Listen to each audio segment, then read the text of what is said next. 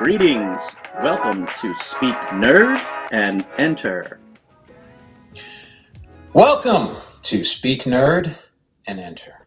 Our fearless leader today, Drew Will, and then of course Sean and Mark following his lead. And since Drew is our fearless leader today, let me start by saying I was watching. Listen to this. Okay, Helena was watching one of the Smithsonian National Geographic shows the other day, right? And it was talking about lions. Lions or bears, it was one of the two. I think it was bears. And then later she was watching one of the lions. And I noticed something as I'm watching this. I want to see if you feel the same way, okay? Every time I watch those, it's about like a female, she's got cubs, and of course they got the life or death thing going on, need food, gotta, and all that, the struggle of life, right? At some point during this documentary or any documentary you watch, there has to be a male who shows up and the music changes and they're like, but there's trouble on the horizon. A male has just shown up. This can mean death for her and her babies, or, and whatever they're going to say. The mother has to hide the children and pray that he doesn't find the scent, right? And then you're watching the video. The male just kind of noses around a little bit and then wanders off and does his thing. Trouble is past. That was close. She's got to find, and all that stuff, brings the children out and then starts her thing again. And I told my wife, Helena, beautiful Helena, I said, that is so unfair. Every time in these documentaries, some dude just shows up, just wanders out there, and suddenly it's like Satan himself showed up and is getting ready to kill her kids and take everything, and then he wanders off, and now everything's okay, and she can move on, get some. That is so. How do they know he's there to kill the kids? How do they know that? How is that a given that he's there to kill the kids? How do you know he wasn't just showing up? Hey, you guys all right? You doing okay? All right, just wanted to see you. I'll catch you next time. Goes off to get his salmon or whatever the hell it is. It was his visitation weekend. Right. And here's the narrator sitting there talking about how evil he is. Every time there's a male that shows, do you speak bear? Do you speak bear? Do you know what he was looking for? Then how are you going to throw that on him every time? I just think it's very unfair. Have you ever seen that, Drew? Mark, have you ever seen that? And I think it's the same footage, and they just use it over and over. I don't doubt it. I don't doubt it at all. I mean, how many things can you possibly talk about with when you're in that situation? Yeah. It's footage of a bear in the woods. You got to make it dramatic. But I don't really watch documentaries. The last documentary I watched was Highlander. Well, and that was the same thing too. We've watched like documentaries on the National Geographic thing. We've gone through a bunch of different ones, and I mean they all go for that dramatic. Yes. Thing. I think the only one that I thought was really awesome was when they put the robot versions in there, or they put some kind of like little robot guy that's filming them. Oh yeah. They did that with the. Did you see that with the hippos? Yes. It's awesome. Because at first they're kind of like, what the hell's up with this hippo? No, they're all like, they're sort of like, it looks like an SNL skit or something. They got this dumb looking hippo out there that's like, half. Yeah. It looks really fake. And like Drew's saying, you see the other hippos there looking at him like, and they're like, you're not right. It's funny. They're like, and now they've come to accept the hippo. And actually, you almost can hear the conversation where they're like, "Oh man, dude, I feel so bad." That poor hippo.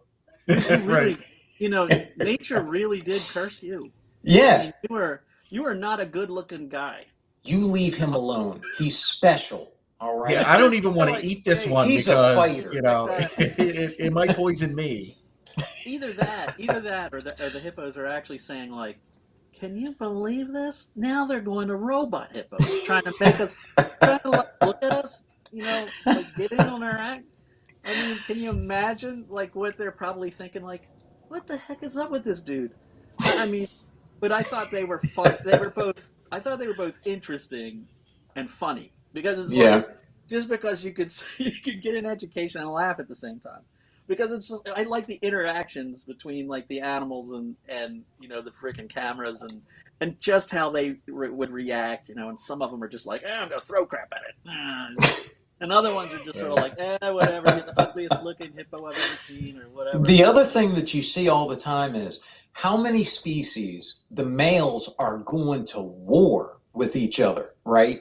For mating rights, for mating season and all. I mean, like the hippos, they go out there and they're just gouging each other with their tusks and just massive wounding, killing each other, all this stuff, just so they have a chance for the female. What are the females doing while they're fighting? Sitting back, just kind of, nonchalantly eating, looking around, not even paying attention. This guy's over here laying his life down, having a daiquiri, like. Right. She's all like, I'm worth it. She's like, the disinterest, the level of disinterest is. Right. Is it going to be Sammy or Henry? Oh, who really cares? Who cares? Doesn't matter. I mean, in actuality, it's probably true to life as far as like people as well. How much does that guy make? Yeah. Sure. Yeah. Why not? Yeah, that's right. He's okay looking. I mean, he's all right. The level of difference is just. But he makes a lot of money, great. So. He does have a lot of fish. That's true. So. Oh my gosh. Yes. Yeah. Right. Anyway, that was my observation. I really wanted. Not how I thought we were going to start this episode, but okay. Hey, that's important stuff, man. Yeah, it is. It's very important. Speaking of which, important things. We were talking last week about RPGs, and by the way, got us very excited to play Boot Hill. Boot Hill. We scheduled the game. Yes, we did. We scheduled the game. Yeah. Yep. And you know how popular. We were talking about what a great setting, or not even setting, system that it is. As soon as Mark, because Mark was the one who put out the announcement, as soon as Mark put out, hey, we want to play Boot Hill, everybody, all our friends, who are in the group, every one of them immediately, let's do it. The ones spread out all over the country that we don't hear from on a regular basis, that have been invited to other games and maybe haven't showed up or haven't made the time for. And to be fair, our campaign is different than like a one-shot Saturday, but everyone was like, yeah, man, I'm in. Let's schedule it. Yeah. And we almost had the date down, and then Robbie had to come along. Freaking Robbie. I know. Well, I'm talking to Robbie. Robbie's in my one of the games I'm running. And we're talking about it, and Robbie and Paul are both in it, and Robbie was like, I think I'm on call that day, and then he's like, oh my god, I can't do it, and I'm like Robbie, put an email out, like answer the email, don't tell me, because there's like a bunch of people that have to schedule, and if you can do it the following weekend, but 3 people can't, then we're going to find a different weekend. But I was like, put it on the email, man. And so he finally did that. So. People don't know, this guy is kind of like SpongeBob. I mean, he even sounds like him a little bit. He's sort of the SpongeBob of the group. Like, no, I got to check my schedule. But Robbie's not, SpongeBob, maybe he's as adorable as SpongeBob, but porous, SpongeBob as porous as SpongeBob. Porous. Yeah, but SpongeBob is, I don't know. He's not completely like SpongeBob, but I see where you're coming from. Yes, I don't want to mislead people by comparing him to a beloved figure such as SpongeBob, and he's not exactly. I don't want them to be misled. SpongeBob without the but in Robbie's defense, he works in healthcare and has a floating schedule or a schedule where he's on call. So it's not like Is that in his defense? It is in his defense. I'm trying to, Robbie's out there saving lives. Is he? No, he's not. Is he? Okay. Saving lives. He's probably caused more deaths in actuality than he actually has saved people. I need that blanket. Too busy. I gotta go talk to the nurse. All of that, by the way, said in jest. Oh wait, that's me. Yeah. We may cut this part out because Robbie might listen to this. I don't know. Oh no, that's all right. He'll love it. Yeah, he'll love it. Or I might highlight and pull this clip out specifically and send it to him. Who knows? Oh, I just noticed your shirt, Mark. I just noticed yes. that. Yeah, yeah. So speaking of that, anyway, speaking of that stuff that we were talking about last week, one of the things that I was thinking would be might be good to see would be some of the and I know for those who are listening, you can't listen. Well, there you go. Look at the YouTube stuff, and then you'll be able to see. You'll experience it in its full. I don't want to say glory, but color. I guess. Full color, visual glorious. Blind, blind. But I thought maybe it'd show some of the stuff that I had done for the games to help out with them. Some of the aids that I use to help people become a little more immersed. It does take effort. It does take a lot of time. But I think, and you guys can tell me, does it actually help at all having a figure like that? Now, of course, we have to listen to the obligatory, no, not really, kind of thing. But if we get to the truth of it, what would you say? Does it make a difference or no? Yeah, I think so. I mean, of course, anything that you'd have to be, Russell? Not to like, Yeah. not to appreciate, having a figure represent your guy, having some. No, and this isn't just a figure that represents your guy. This is a figure that somebody else went out and acquired, converted, painted to a high level, right? Because it's one thing to be like, oh, here's some pre-painted D&D minis, that we've all collected over the years, and like here's one that vaguely resembles a human with the type of sword that you have and is not painted very well. That is completely different than what Sean delivered, right? There were custom Sith characters and whatnot that just look amazing. So absolutely. So it showed me the level of effort you were putting into the campaign. Okay, that's actually what I was hoping. That's what I was hoping. Is when, no, it's true. When you do that sort of thing, you're hoping that it comes across that, that's what it represents. But, Yeah, I think it's good. I think figures, like going out of your way to make characters, your players' characters, and doing any kind of documentation is cool. Oh, do you have that? Do you have that thing that I made you, Drew? You don't have it anymore. I might have it. I thought that the thing got crushed. Oh, the glass part of it got crushed. Oh, I don't know. It might be in there because I have a lot of crap. Were you using it to level a table? Is that what you were doing? I was. I was actually using it as a booster seat for Sarah when she was younger. I was like, here, use this glass box to prop yourself up. It's not going to break. And then it broke.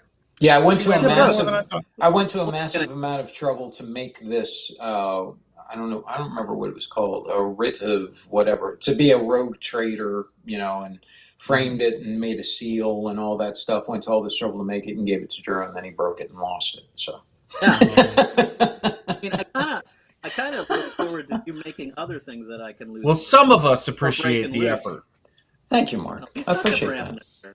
I mean, come on. Mark is what I like to call a true friend.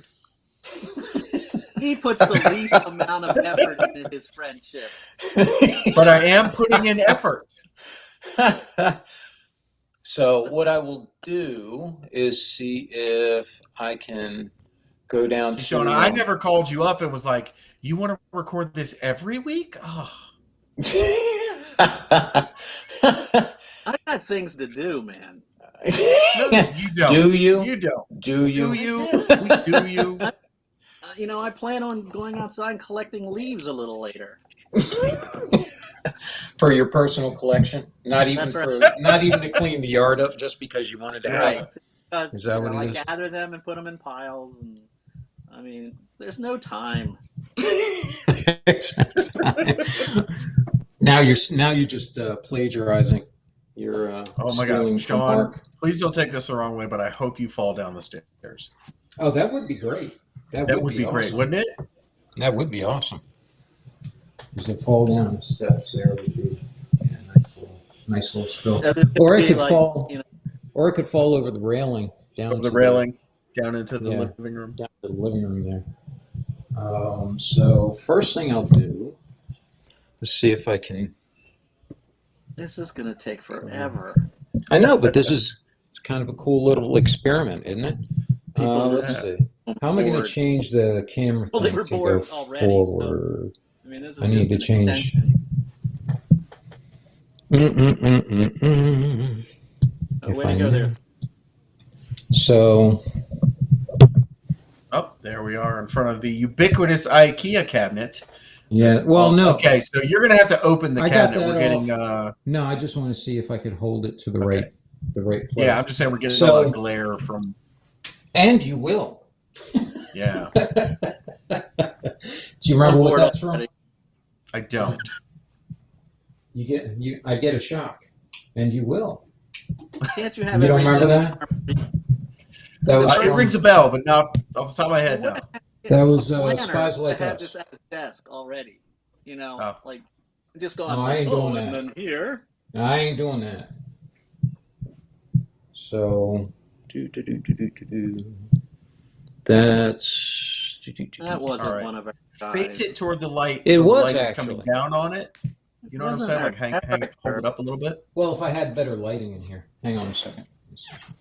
Oh, my guy's gonna walk back to better light, and we're really gonna, or it's gonna break. This is gonna be the worst if it breaks while he's holding it. That was actually, that was actually one of the characters that I made for that Space Marine chapter. He was the one that is the chapter master for your Space Marine chapter. That's right. We had a custom Space Marine chapter that I believe your brother Kelly came up with the name for. Yeah. And center it. You got to keep him centered. I'm trying. I'm doing like 30 different things. Learn to do 21 different things. And I have to go the opposite direction when I do this stuff. I know. So, there's that one. That can No, be I was hard. trying to figure out how to do it so I can turn the camera around because it'd make it so much easier. Yeah. To do that. And maybe what we'll try to do is actually take some photos of these again. Oh, I have photos of him in a setting because we might be able to put those up. Like I could edit those in to the YouTube version. You know, you're out of luck on the podcast, but I actually have professional photos of him because when I was working at NRA, they the guys in publishing. They really liked it, and the photographer who was down there thought it was amazing, and so he offered to take some professional pictures of it and stuff. So he took a bunch of those. I was gonna actually send those to you, but I thought I'd give this a shot because I wanted to try walking around and see how how all this worked out. And if I could figure out how to turn the camera around while I'm doing this, I would, be awesome with this. But I'm not sure how to do that. So. While I'm doing this, if you want to look for that, Mark, that would be great. Because I don't trust a way how I do that. Is there a way to turn the camera around on here that I can have it go the other way so it's not looking at me, but I have it go the other way? Isn't there like a button? There's really like a button. That's what I was. That's what I was looking for. Let's see. All right, it just went black, so you're doing something.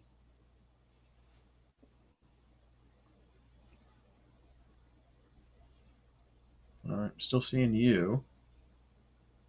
And now I can't hear you. Dear God, this is what we've come to. All right, you are still, I guess, muted, or I mean, you're not muted, but I can't hear you. This is turning out to be great. Modern technology. And he's gone. He's gone. Yeah, he should probably try flipping the camera around and then rejoining. I think that's probably going to be the way to go. We knew this was not going to work. We kind of called this. Nah, what are you going to do? You just can't stop them. Sometimes you have to let them fail. I think he did it. You have to let them fail in order to put them back in the middle. There you go. All right. Now we can hear you. Now you can you see it? Yes. Okay. So there's some of them there. Get to the important figures like mine. Well, calm down. Who cares about your figures? There's Everybody cares about my figures. That's one of the Golden Demon, or two of them actually. The one silver one, I put that back there because I won that for the figure that's in front of it, which is Mark. Which is me as a Death Watch Space Marine, correct? Yes. That figure Custom was great. sculpted at greater This than was the 54 only- millimeter. That figure what? What'd you say, Drew? Now, Drew just wants to make fun of me. Yeah, I said that figure was great except for the face. So cruel. Because it looked like know. Mark. I mean, come on. I was proud of it because I'll tell you hilarious. what, doing a regular, typical Space Marine face, that's one thing. But sculpting a face to look like someone is actually really hard. An actual bald, slightly overweight person, he nailed it. Nailed it. I don't know how well it's coming through, but that was. That's right. That And was so now I that can one. tell everybody that I had my own Space Marine figure published in White Dwarf. Yeah, and that was a figure right there that was from that 40K Yeah, but I blocked game it. that we did. Chaos Spawn, is that what that is? And then down here is my Simpsons Marines. Can you pinch zoom at all with that iPad? I have no idea. Hang on a second.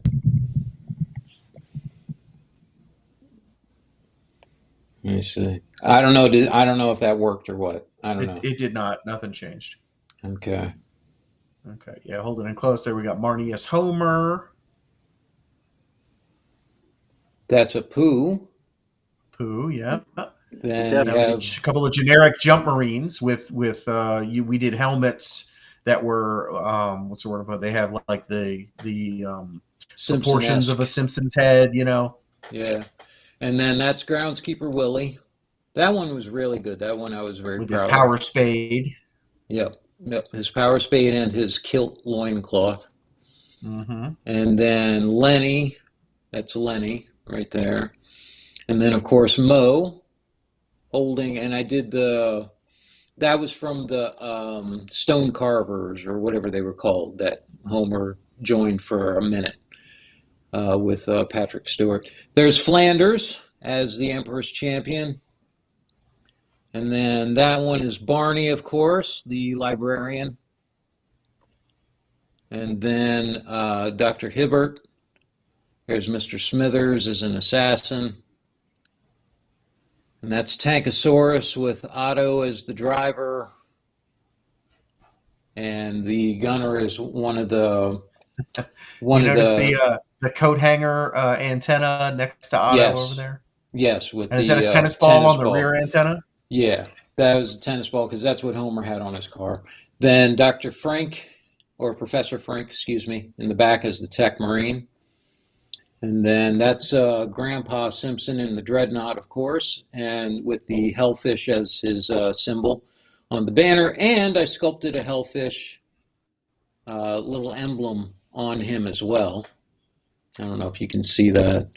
And then that's Milhouse's dad as one of the other Marines there, and that kind of thing. So anyway, that was the stuff actually that I did first. That was the first sculpts I did because I did them as a joke. And hang on, you're just going to see my carpet here for a minute because I'm walking downstairs to the other one. Is that extra carpet? Did you get the extra padding? Yeah.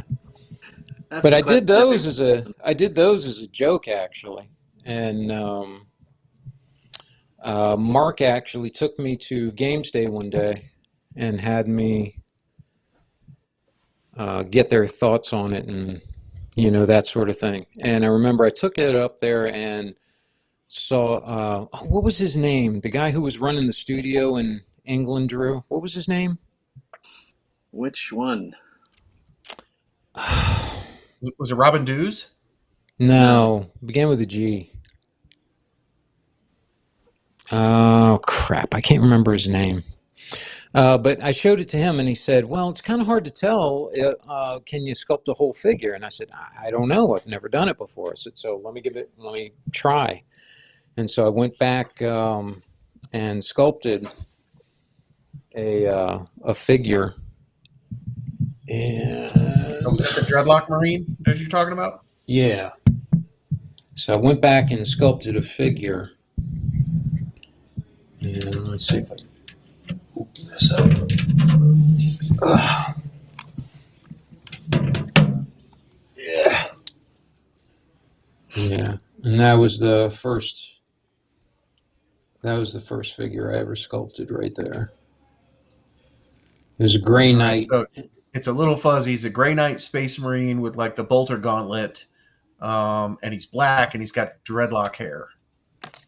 Yeah, let me see. Is that better? Yeah, You that's start better. doing it for Black Library, right? Or not Black Library. I mean, Fanatic Games or whatever. What's that? Sean, the camera's moving on quite a bit. You were doing it for more like the direct stuff, right? Like the. Well, this I did because they asked me if I could sculpt the whole figure, and I said I don't know. I've not done that before, and so I sculpted that and sent it over, or showed it to them. Mark sent the pictures over to them, and they said, "Oh, that's pretty cool. Can you send that over to us? Do you mind if we spin that up?" And so that was pretty awesome. My very first figure that I ever sculpted. Games Workshop actually made a mold of it and spun it up and all that, and actually they never put it on sale, right? So it never No. was accepted and put on their catalog, but they sent back 612. Well, no, not just that. They did use it. They used it as a prize. Did they? Okay. Yeah, at Games Day. Drew told me. Remember, Drew? You told me that. Who was it? Who was telling you about that? Somebody told you that they used it as an actual prize at Games Day. Well, I know for a while you were talking to Gary Morley. Gary Morley, that's who it was. Yeah. He was, he usually worked with the younger sculptors. Yeah. He like helped try to get them sort of situated into, into some kind of serviceable arrangement with Games Workshop, doing some basically freelance stuff. I know you spoke with him quite a bit. Yeah, and then I ended up doing, and that of course is his halberd, his force halberd there, which I modeled after a Guando. And then you were working with Jervis Johnson, right? Yeah, that was let's not talk about that. He did a little work on the Inquisitor line. Was it 54 millimeter Inquisitor line. He did a little bit for that. Yeah, I did. Games Workshop took those games as side games, and after a while, they'd sort of retire them, but retire them to a way that it wasn't in their main range, and then you could order them through mail order and stuff, and it was kind of neat because the games kind of lived on a little bit longer. Here's one of those as a actual spun up figure. So they did send me some of those back, and so I still have a couple of those, which was really cool. Having something like that. Well, and then one of the ones I did professionally was this one, which I can't remember who I did that for. I think that was for the Fairy Meat game. I don't know. It was for one of them, but the thing is that after they got done with it, this and the Barbarian that I did, their process for making them was way different. So it ended up, it would come back from other places broken. And that was for the Fairy Meat game, which is put out by Kenzer and Company. Okay. And then one of the, I'm 90% sure, 98% sure. If I'm wrong, I'm wrong, but I'm pretty sure that's who it was for. Hang on a second, because I'm grabbing some of the stuff I did for that you were talking about, Mark. That's the Inquisitor stuff. Yeah, it was like a Gene Stealer hybrid. Right. Like add-on parts, so you could turn another figure into a Gene Stealer cultist. Yeah, man, that's the head and a couple arms I did for it, and where he's apparently here, he's grabbing his own head. But yeah, those are a couple of the ones I did for that. And however, for the stuff we were talking about, This was one of the figures I did for the Star Wars game, where I did a bull rancor. Yeah, turn them like 3/4. There you go, so we can see all that work you've done on the tusks and everything. Yeah.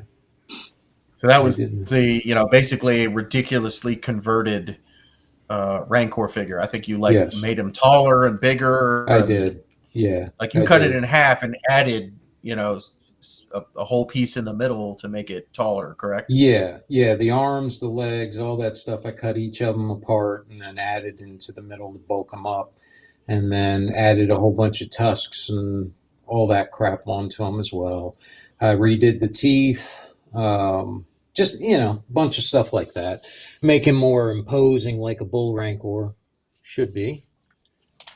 And that was for the Star Wars game that we were doing. I wonder if that one could get Adobe walls. Could get what? I wonder if that Rancor could get through Adobe walls. Oh. Then this is some of the stuff that I made here that was for the Warhammer 40K RPG that we were doing. So this was stuff that you guys remember. I made these so you guys could actually wear them. And so this one over here, that's actually the Inquisitor symbol for Mark's Inquisitor. So he wore that as a chain around his neck and all that. And that one there, the gold one there, that was for the Astropath, was it? I forget which one. It's for one of them. The Navigator. And then that was the Crux Terminatus that I made, and then the other gold one there, I think that was for the Astropath. But those were pretty cool to do that. Those were actually fun to make. I did enjoy that. It took a long time, but it was fun to make those. Then we got a bunch of the villains and monsters and demons and such in there that I did for the game, and then that's what Robbie's character actually turned into. Because you guys left him behind with that demon, and so the demon turned him into a chaos spawn. He had it coming. He did, and we all got it coming, don't we? Mm-hmm. And then up here, which is what Drew was talking about, is where your characters are. This is where your characters are. That one there with the assault cannon, that was Mark's Space Marine. Then I think that was, I believe that was Rich's with the two maces. And then the one with the shield, that was my brother Kelly. And then that was Robbie, because he didn't have any idea as to what he wanted to be, so I just made him a generic Terminator because I was tired of waiting. And then that's Drew with his blonde locks out in the open there. Yes, of course. And then that was actually Terminator Inquisitor armor I made for Mark's character when he upgraded. But Mark didn't like that one as much as his original, so he never actually used it. So I felt kind of bummed. I spent all that time on it.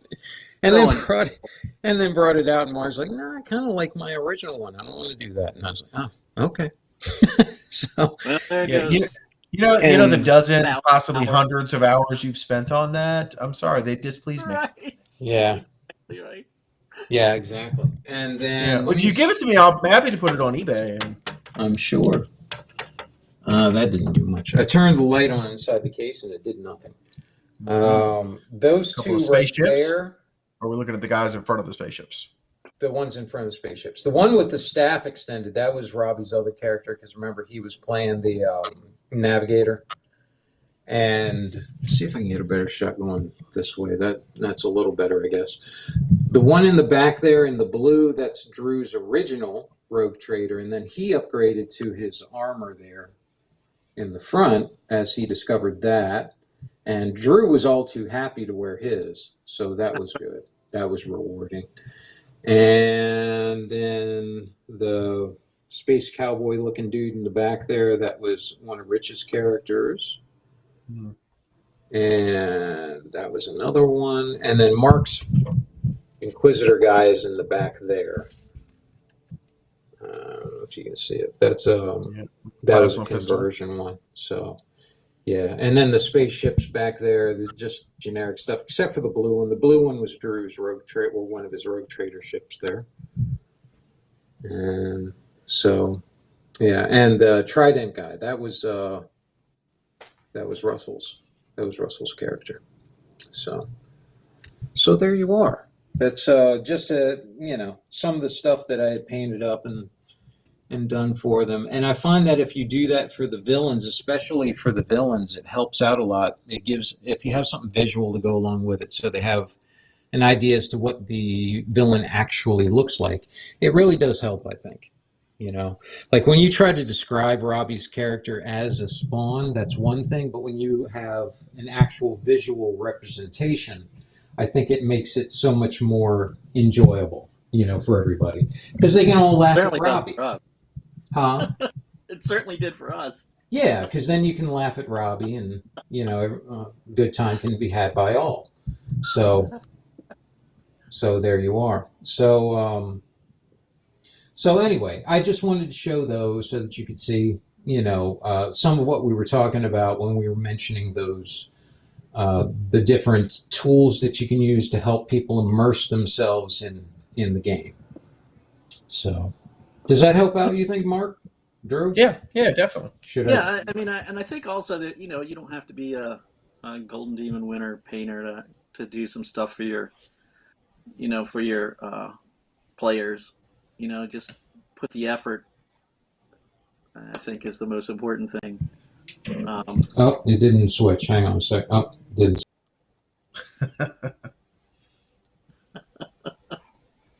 Yeah, I think it's I know there are some game masters that make scenery and things like that, which is pretty cool. Making scenery can be cool, and even if you I just dry erase board and just draw things. There. Kind of fun. Yeah, I remember Drew had this big mat out with the grid painted, or the square grid on it, and he drew out this big warehouse for like our superhero game, where we're going to go invade this warehouse and find the bad guys who were doing nefarious things in there. And it was only after the battle that Drew realized it was permanent marker that he was a permanent marker. Yep. Well, I saw that mat, and so like every time that mat came out in the future, we were fighting in a warehouse. I should have used my own pen instead of bringing my own pens, but if I'm not mistaken, that was at Robbie's house. It was. That was at Robbie's house. Did Robbie provide you with a pen? That was at Robbie's house. Pens. Yes. Use some of these pens; they'll work. And they did work. I mean, he's not wrong. They worked. Yeah. Forever. Forever and ever. And forever. I bet you now you wish you draw on that warehouse a little more carefully, since it was so permanent. Disgusted. I remember just leaving it there. I was like, well, I remember I had a bag of dice that I left there, and then like his basement flooded or something. Something happened, and so the dice got wet, and I don't know why, but for some reason, I don't know if it was the bag, like the ink or the dye from the dice bag it was in, or if it was some of the dice or whatever. But a lot of the dice ended up discolored. You know what I mean? Because you have like maybe some white six-sideds or something like that. And at Robbie's house. Now these are like, they're all like light blue or something. So yes, they're yours now, Robbie. Yeah. Oh, Robbie. So anyway, do you think a successful foray into showing stuff on the camera, or was that kind of? Let us know. On the whole, I think this may not be the best way to go about doing it. In the future, but I mean, do you think maybe set up a? No, yeah, absolutely. I think it did. But if we wanted a purpose? clearer view of it, there's other ways to do that I think might be. Because what we didn't get to really see was how much time and effort and the level of the paint job that all of those things had. Yeah, all of those were amazing. Like, you couldn't see it from this video, but like I say, these were way better than any pre-painted miniature you'd ever find, or way better a level of painting than I think many people are even capable of. Oh, well, thank you. It's very kind. Well, very kind of you to say. because This guy would have been really. It was very you kind know. of me to say, and Drew Yeah, not to thank even you. nod in agreement about. You're Yeah, welcome. yeah. You're welcome. Or even mention that he liked anything, or not use them to, level tables. So, yeah. Now I will say this: like, you are an excellent painter, and have you done anything with the GW contrast paints or some of the follow-on types of paints that mimic those? Here's my thoughts on that stuff. And you know what? Thank you for bringing that up, because actually I was thinking about mentioning that today too. There is a lot of stuff that they have come out with for painting now, washes, inks, and all these different things that they have for doing these paint jobs. Here's the thing about that. None of them does anything new. You can do all this stuff with the paints that were out 30 years ago. It's not like they came up with some new formula. Oh my God, we never had this before because quantum physics has allowed us to now make paints that do this or that. It doesn't work like that. It's the same paint. It's the same stuff. They're merely thinning it out, mixing it in various shades, and that to make it a little easier for you to not have to do it on your own, because apparently people have a tough time doing that. But they don't do anything that you or couldn't do with that repeatability, stuff. right? You know what I mean? If you're going to paint a whole army, and you mix up this specific batch of green, and then you go try to recreate that green at a different setting or sitting, right? You might not end up with the same green if you don't follow your recipe exactly. So that is an advantage, I think, of some of these things. Well, but see, repeatability of the color. But see, that was the thing about it. It's about level of acceptance. What is good enough for you? And if good enough is doing something like you said, you just want repeatability. You want them to look the same shade of the color. Okay, yeah, you can do that. You can get this stuff and know it's going to be pretty much the same because they're putting the same amount of pigment or whatever. It'll be a little different because you can't avoid that, but it'll be similar enough, right? But you also said the other word that's really important with that, which is recipe. What I do is I had a sheet of paper for like flesh tones and all that. When I was doing the Simpsons Army, in order to get that skin tone the way that it was, I had to mess around with a bunch of stuff until finally I got this orangish, yellowish kind of skin tone that was Simpson-esque. And I had to write that down. And then every time I went to do a Simpsons figure, because I wasn't doing all of them at once, I had to go back and recreate the recipe. But the thing is that for me, good enough wasn't just the color being about the same. It had to be the same consistency. So for the Simpsons stuff and any of the other ones that you see, especially on the figure I painted like you, Mark, if I can get a decent picture with it, and there isn't that old white dwarf, I think, that it was in, you get close to that figure and you'll see what I'm talking about. The paint is not like what most people have. 99% of people, when they paint a figure, if you zoom in on it, you'll see the clumps. You'll see it as, okay, kind of like when you look at a painting in a book as opposed to going to the museum and looking at it firsthand. You look at it and you're like, oh my goodness, it looks like a, topographical map where the paint's in hills and all that, wherever they, did their thing. That drove me nuts. I wanted it to be smooth because that's not how people's skin looks. So you got to water it down a lot. You put it on there, then it kind of blends in on its own. You let that dry, then you go back and do it again and again and again. There were times I did up to, 30, 40. I think I did even like 50 layers a couple times with that stuff where I would do that. But when you look at the figure afterwards, there's no clumps. It's smooth, and that's awesome. That's what you're trying to get. Right. You're not going to get that with, the paints or anything. That's just a matter of taking paint, watering it down, putting it on in thin layers, and again and again and again until you get to where you want to be.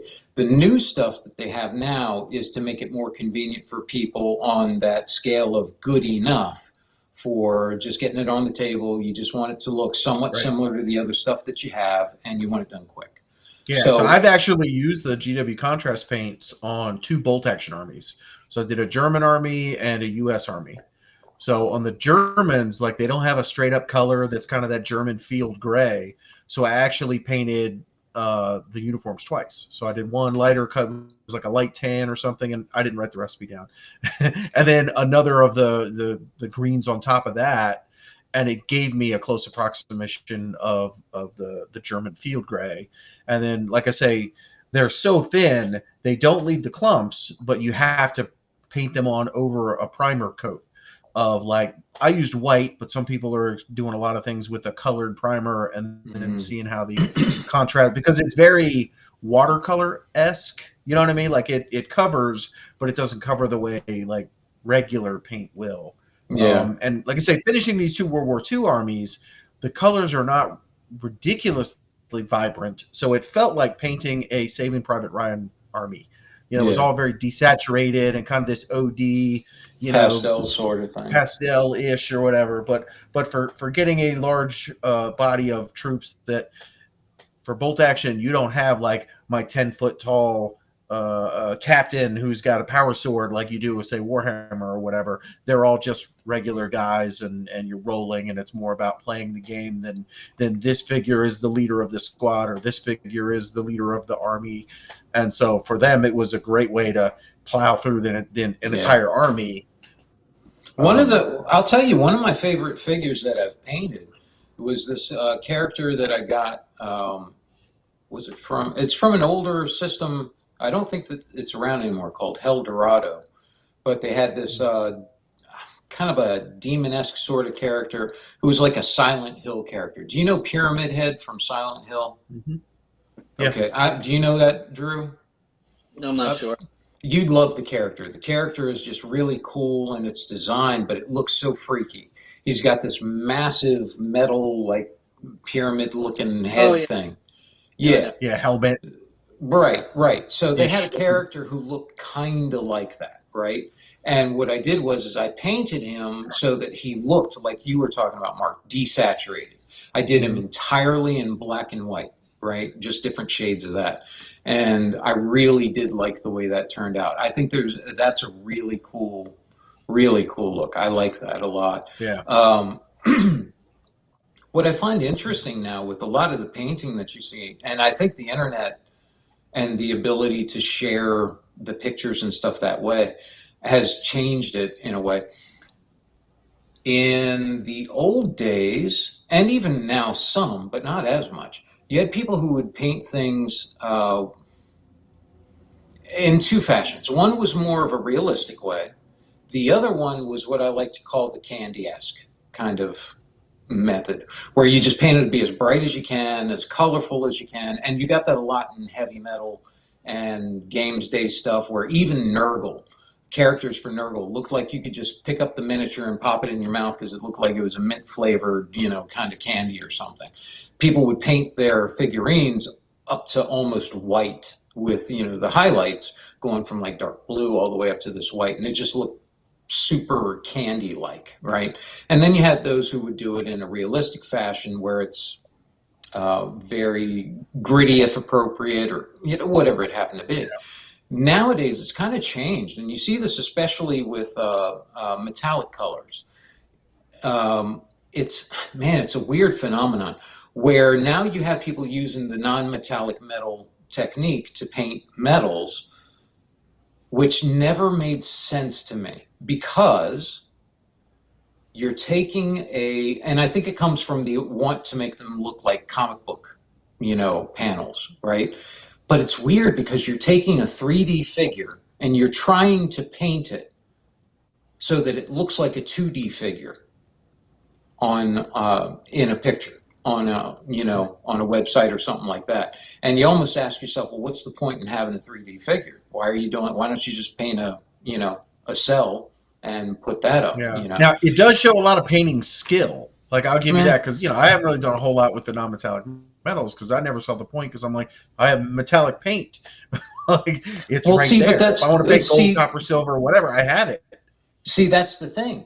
Real metal does not look like the non-metallic metal stuff. The point of non-metallic painting was so that in comic books and that sort of thing, you could give the impression of. But if Yeah, you take or even portraits and things, right, like but if that's you where it really take came it, from was. yeah, if you take a real sword or a real, metallic item that is like mirror sheen, they don't reflect like that. You put them out in the sun, it doesn't look like that. You'll have a spark of, light coming off there and all that, but essentially it's like a mirror. And you look into a mirror, it doesn't look like that. They're trying to do the comic book thing of telling you this is what it's supposed to represent, because I can't sit here and put all the reflections from all the different angles that would be inside this, one surface. And it just struck me as odd. It always struck me as odd that you would be imitating a 2D medium, painting a 3D medium to try to look like a 2D medium again. And it just always struck me as unusual. When you don't have to do that, you can paint it, like you said, to look like actual metal with techniques to actually use metal stuff. And if you look at non-metallic metal painted figures on a table, you have to look at them from the angle they were intended to be looked at. Otherwise, they look weird. It doesn't look right, because that's not how metal looks. If you paint it with a metallic paint, then you can look at it from any angle, and of course, it looks like it's supposed to look because it looks like metal. So I've never been it's not been my cup of tea, but I can understand people wanting to do that, sure. But yeah, it's not, yeah, I never wanted to make a 3D item look like a 2D image. Yeah, and going back with like the different painting styles, I have a Nurgle army. I have these bolt action armies. I don't like painting, blood and mud and dirt on my stuff. I like a clean figure, which is a little different than a candy coated pop, high contrast, high color. Like, you want the appropriate color palette, but like I say, I would prefer to do my bolt action to World War II Marine guys not covered in mud, like they've just stormed the beach, or my wounded guys not it's got blood spatter all over. I always felt that was messy. You know what I'm saying? And again, it's a cup of tea thing. Like I understand why people do it, and in many cases it can look amazing, but in some cases it just looks messy to me. Yeah. Like you put all this time and effort in, and it looks like a big green gray glob of whatever. You're losing some of the detail, whereas I prefer a clean figure that picks out those details. It's really easy to go overboard with that stuff, and you end up losing everything that you're seeking to accentuate on that sort of figure. So I see a lot of tanks done that way with the big muddy. The whole bottom half of it is just caked in mud or in dirt or whatever, and I think you lose some of the. In my opinion, anyway, is I want to see the tank and the model and what you did to it, not like, oh, now it's covered half in mud and I did a really good job painting this turret. Now, sometimes the opposing color scheme can actually make sense, though. Like the candy thing that I'm not such a fan of. If I'm painting Harlequins, right? Yeah, okay, that's fine. Oh, by the way, Drew, I've got one of the funniest things. Do you remember, Mark, when we started working at Games Workshop, I noticed that some of the figures that I had painted for various competitions that I didn't know what happened to them were actually at GW. Do you remember I remember you found one on somebody's desk one time. Yeah. Like someone had given it to her. I went in the front door at GW, and they had, do you remember I made that Eldar Dreadnought beating up the Ultramarines tank, punching the tank, it? Yeah. And that was in the front, that was in the case in the front foyer part of Games Workshop. And I was like, that's where that went. And then I was going into Pam's office over in HR, right? And on Pam's desk was a little Ghost Warrior, Eldar Ghost Warrior figure, and one of the ancient ones from when they first came out. And I went in and saw that, and I was like, that's my figure. I remember that. And she said, no, that's not yours. No. And she said that, what was his name? The mold cutter. Kent Martin. Kent. Will not say his last name. Kent. She said, Kent gave that to me. That's Kent's figure. He said he won a golden demon with it. I said, I said, well, he got half of that right. I said, that was my figure. I won The a golden figure won a demon. golden demon, but he didn't Yeah, paint it, right? that's right. I said, I painted that and won the golden Well, how demon did up they? at, How did those figures get out? I mean, I don't know. I Well, guess when, this was earlier before I think Golden Demons had really. yeah, this was back when Uh, they had the Laurel store. yeah, And this was so, early, and so back then, what they would do, if you had a figure that was really cool, or Tim, who was the manager up there, thought was awesome and won, the award or something, you could leave it in the case. You could leave it up there, and people could come in and look at it and all that stuff. Well, when Tim left, because he left, and I guess it didn't. They had a falling out, and he ended up leaving and going to like Chess X or something like that. And so I think they just lost track after time as to whose figures were what and all that. And I hadn't gotten up to Laurel in a while, so it just kind of migrated, I guess, up to the headquarters or something. They thought, oh, that's cool. Let's put that up in the case here, or yeah. Because think about it, like if you're the new store manager, let's say after Tim left, all those figures in the case, they usually belong to the store.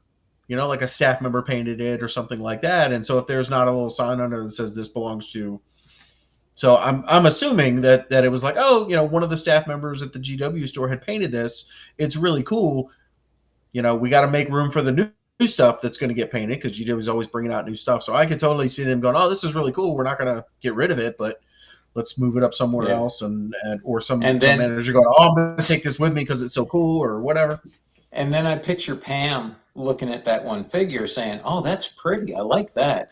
And I could see Kent saying, oh, you like it? You want it? You can have it. I did that. Yeah, thinking he's going to get a date or something with the HR lady, right? I guess. So, yeah, I said, that's mine. I said, I can prove it to you. I can tell you how I painted that. I described all the bits on it and all the different, because I used at the time this one technique for painting on like spots and stuff on the helmet and highlighting them and stuff, and it came out really well. And so I was able to describe all that and everything. And I didn't want the figure back. I was like, if it makes you happy, go ahead and keep it. I just, don't. You just want some credit. Yeah, just don't tell me I don't know my own figure, or that I'm, right. But yeah, that was funny. I did like that tank one. The tank one I liked a lot. That one I thought turned out really so that was a one of the old Eldar dreadnoughts when they were metal from back in Rogue Trader. Yeah. And it was a Predator tank, right? And so the figure had bent over the tank, the barrel of the main cannon, and was punching a hole in the side of the tank, and so it actually gouged it out, so it looked like this Eldar dreadnought had walked up, kind of moved the turret aside and bent the barrel and was like pounding its way into the crew. And it was just, did you have a crew member that was like outside the tank, like looking up at it? I had a crew member outside who was coming around the side of the tank looking up like, oh, and then I had a guy inside the tank, so that the dreadnought had punched and left an imprint of his fist on the turret, but there was a hole next to it, like it had punched through in one part, was punching through in another, and there was a dude inside the turret of the tank as well. So yeah. And I put it on that. It was like on a base. Yeah, it was like a big thick piece of it, like a 1.5 inch thick acrylic, big square, and you had like some ground with the tank treads in it, like the tank had just rolled up there. Mm-hmm. Yeah, it was sand. Yeah. So do you have that, or did that go somewhere? We still don't know where that is. Disappeared to the GW gods. It's probably in whatever headquarters they have now. Probably as a doorstep. That's right. Yeah. Somebody's doorstep.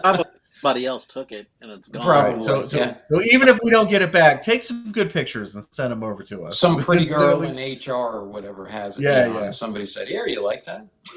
I want a golden demon with this. Everyone's claiming credit. I still have the pin. I have the golden demon pin that I won. Like he didn't even get a stat. It was before they had a statue. It was before they had the statue. It was like a little pin. Yeah, it was before then. The old days. What are you going to do? Yeah. So anyway, did you have? What is your favorite? Do you have a preference for how yours look through? What do you mean? The figures. Like your figures. Yeah. I kind Paint of like a scheme, paint mix. style. Like I kind of like a mix. I don't like when they're. I mean, I guess it depends on what you're going for. If you're going for, um, like an individual model or a diorama, then you probably want to dig in there and make it like muddy and whatever environment that those guys are in. It makes sense to do that. I mean, I would prefer them to be in whatever diorama environment they are. The individual guys are painted to match that. Great. As far as like armies go, I don't like them to be completely muddy either, but I do like a little weathering. I think weathering looks really cool, as long as you don't go too overboard. Um, But not like the they're carrying clumps of grass or something like that. No, I mean I like things like I actually, as far as bases, I like static grass, and I think static grass looks really really cool, and putting little rocks on the bases and things like that are really great. Like there's a product actually, I like have it right here. While Drew's pulling that up, I will quickly Yeah, say I am personally, as I'm sure Drew will make fun of me for, I am a fan of the black base. like this, the earth texture. This is a great product. I mean, it's like just mud. It's like mud. Is it like textured paint? Is that what that is? It's like a mud base, Yeah. and you put that, you put it in, on your. It's always Other the way, way. other way. There you go. Right. And you See, put that. making fun of me for it. Not Oh so no, easy, is it? I'm constantly stymied by it. I told Mark before how like it's like my mind does not work that way. It's like no matter how much I try to adjust, it fights me. Like no, no. But anyhow, this particular stuff is really cool, and I was doing some Lord of the Rings figures, and which I got distracted. I haven't been doing them in a while, but I was using that on the bases, and it works great. I mean, this stuff is, I can't say enough about this stuff for making, like making rocks, and it's just perfect because you just kind of like put it on there, you paint it on there, or you use your finger if you want, or and it looks really cool. And it hides like a lot of problems in between, like with horses, with horse bases. How you can get like you can see part of the horse base if you have a metal horse. Mhm. It covers all that stuff up, and I mean I think things I like natural looking terrain for bases. I don't mind, like I love how you used to handle the edge of your bases, Oh, Sean, you mean with the epoxy on the black side? epoxy. He would put epoxy Yeah, around he'd do the black the rim base, and and it would shiny epoxy around it. it looks shiny black edging, and you can have whatever you want on the base. Like you could have like earthen terrain, but you would still get like this beautiful. It's almost like a chess piece. It's really Yeah. Yeah. cool. You know Um, why I started doing that I think that was, looks cool. thank you very much. You know why I started doing that was because I didn't like putting anything on the base. I just liked it being black, right?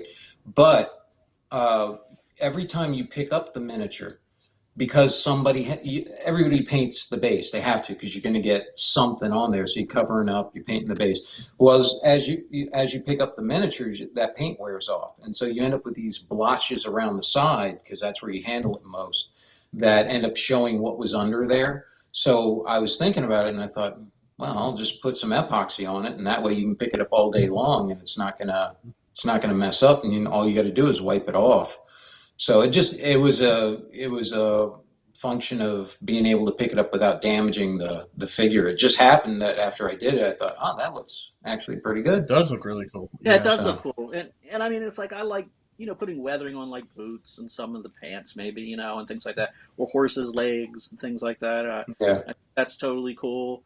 Um, and as far as like the brightness, like it all depends. Like I've seen some models that just, I mean, I guess it's like one of the things I had the fortune to be able to judge like Golden Demon figures, and it was a very difficult job. And there's a lot of amazing painting techniques, a lot of amazing painters, and they all have specific things that they're trying to achieve. And in general, I think that um, I don't have a preference of one way over another. Like I've seen the kind of things that are like candy that are painted so beautifully that particularly I've seen guys pick a light source. Like the character might have a lantern or something, and then they reflect that light Yeah. back on the figure. That is mind blowing beautiful. I mean, it is like absolutely cool. Then I've seen figures that are more realistic and painted, in a doll fashion, but every highlight, every button, it's insane where everything looks realistic and it looks great. The toughest thing is when you're like trying to judge and you put figures like that against one another. I mean, I think it all comes down to most of the people that enter these competitions, particularly these days. I mean, most of them are on a level that most painters will never get to. And I mean, it almost it almost becomes, at least to me, like what like rings your bell, when you See, look that's at the it. thing, and that's actually why I stopped. That's actually why I stopped doing that stuff. Is because I mean, like competition and stuff. Is because I came to that realization. I came to the realization that if you're looking for validation, why are why would you go there and essentially ask someone, like you said, who's in a position of having to judge so many different techniques that are apples to oranges and all that, and they end up at the end of the day having to pick somebody. Well, if you're looking to see if you're good at what you do, well, you can get feedback on that. You can get feedback on that without having to go through all that. And if you go to most painting competitions, you end up with people who have no artistic skill who end up having to judge that stuff. And then what's the point in doing that? Well, Because you're not going to get any good feedback from it either. So rather than subjecting yourself to it either way, why not do what you like and then use the people that are that have good, valid, well, not valid, good, useful feedback for what you've done, so that if you're looking to improve, you can have something to build on. Well, one of the things I think you're forgetting is that these guys, some of the people that enter these competitions, they have businesses of painting figures, Oh, I and know. when they win awards, Yeah, they I can know. advertise that they've won this many golden demons, they've won this many overall competitions, and it helps their business. So Yeah, but that's not I that. understand why people have that that drive to win. But then there are people that are just I mean, you'd get the occasional, like somebody has to start somewhere, and you'd get somebody that I've seen people that entered year after year, and they didn't quite make the cut, and then one year they're just they don't even go up the ladder, they don't even do the bronze, silver. You just one year they bring in a figure and it's just like gold. It's pretty remarkable when you see Yeah, somebody that makes that jump, because that's how I think art is in general. I've seen people, as far as even drawing, just drawing, they can start out and they work really hard and they keep doing it, and you don't see like the improvement, and then something happens, they turn a corner, and it puts yeah. them in a whole nother level of art or competition. And the same goes with painting figures. And I mean, I've never been about like wanting personally to do like painting competition stuff. It's never been a driver for me. I think I love to see. I mean, the whole thing for me was painting figures. For one thing, painting an army, it's hard to do. It's hard to paint an entire army. I mean, you have to, you plan everything. If you're really into it, you want to convert a bunch of the figures.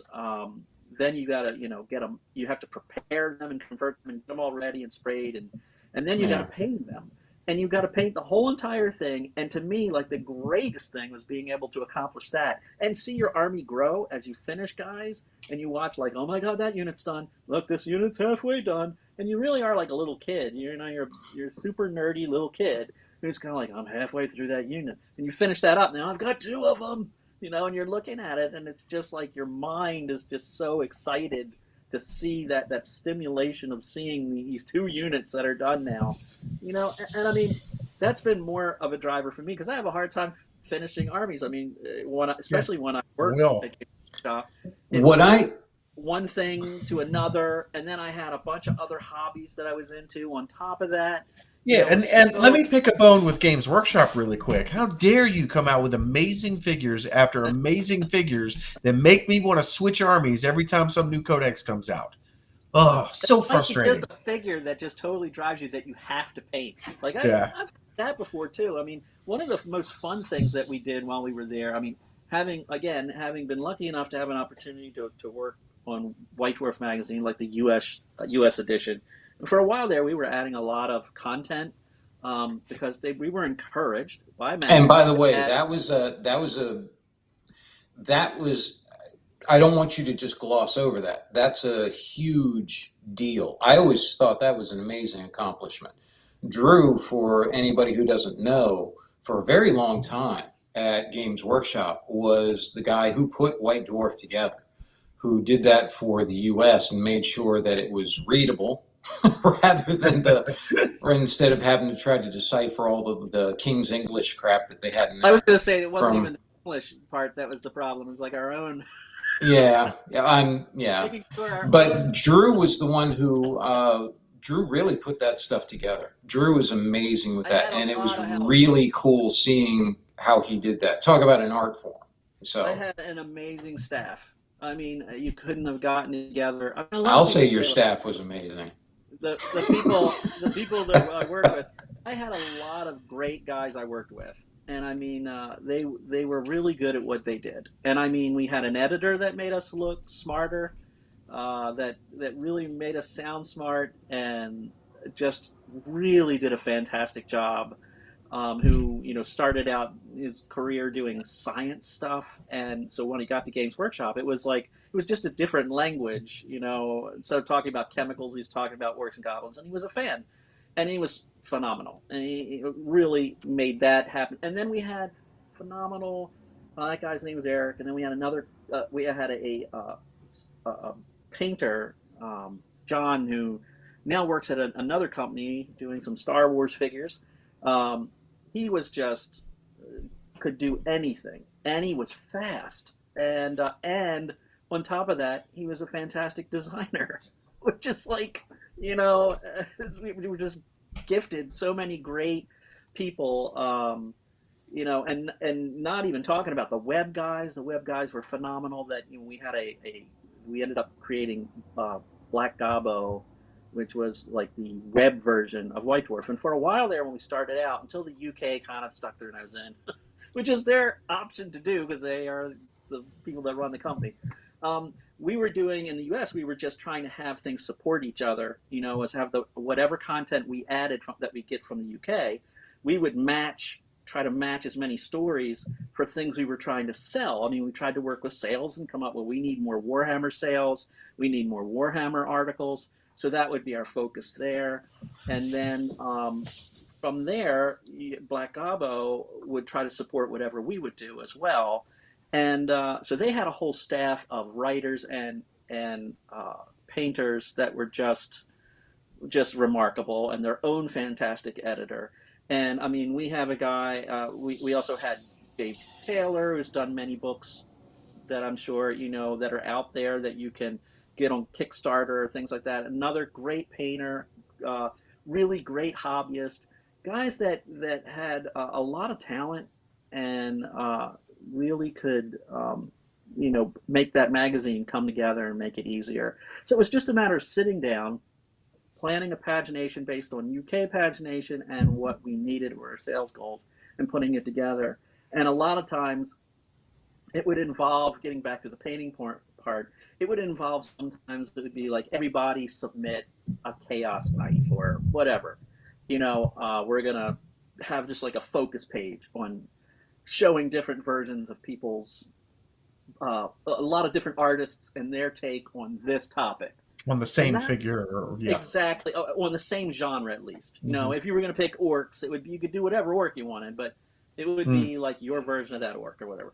And we would do that, and it was kind of fun being there because it gave you an excuse to paint a figure that you normally wouldn't paint because that wasn't your army. So He was like, I'm a little slower as far as like painting than a lot of people, but I mean, it was still fun to be able to get in there and like paint these individual guys and convert. I remember we had for 40K, we had a campaign that we ran through retail stores, or trade stores, and some of our own GW retail stores. It was an event where we would travel throughout the summer, and you would fight a particular villain for that store, and then you'd get bragging rights if you defeated that guy. And that was a lot of fun, creating these chaos villains. And yeah, it just was a blast, and it was a great opportunity to work there. More than anything, not just the topic, but the people that I met were just so friendly and creative, and can't say enough about it. It definitely was, it's actually where I met you guys, and it was really a worthwhile endeavor as far as a career. I mean, the only negative I can say about it is like when you eventually are gone from that job, all other jobs are. It's like dating the most beautiful woman in the world. Yeah, And then like all of the women are like, in many ways, that's actually a very apt analogy because, yeah, you meet a lot of good people there and you enjoy that part a lot. But it also is like you're dating that beautiful woman, and so she knows she's beautiful, and she knows she can, she can get anybody. Yeah, yeah, she'll have someone else on her arm next weekend when yeah, you're and not, so she treats you like that, So yeah, One there thing, was the ups and downs, one thing but I yeah, will say is that the company definitely became more a company. yeah, it yeah, did. more I watched corporate. over Yeah. my 15 years working there, and I started out as a scrub designer, and then went from running the graphics department to being in charge of publications to running the promotions department to being the vice president of the sales promotions department. Going through all those steps, um, it definitely became more corporate. Every year it would become more corporate, and it was more about the money.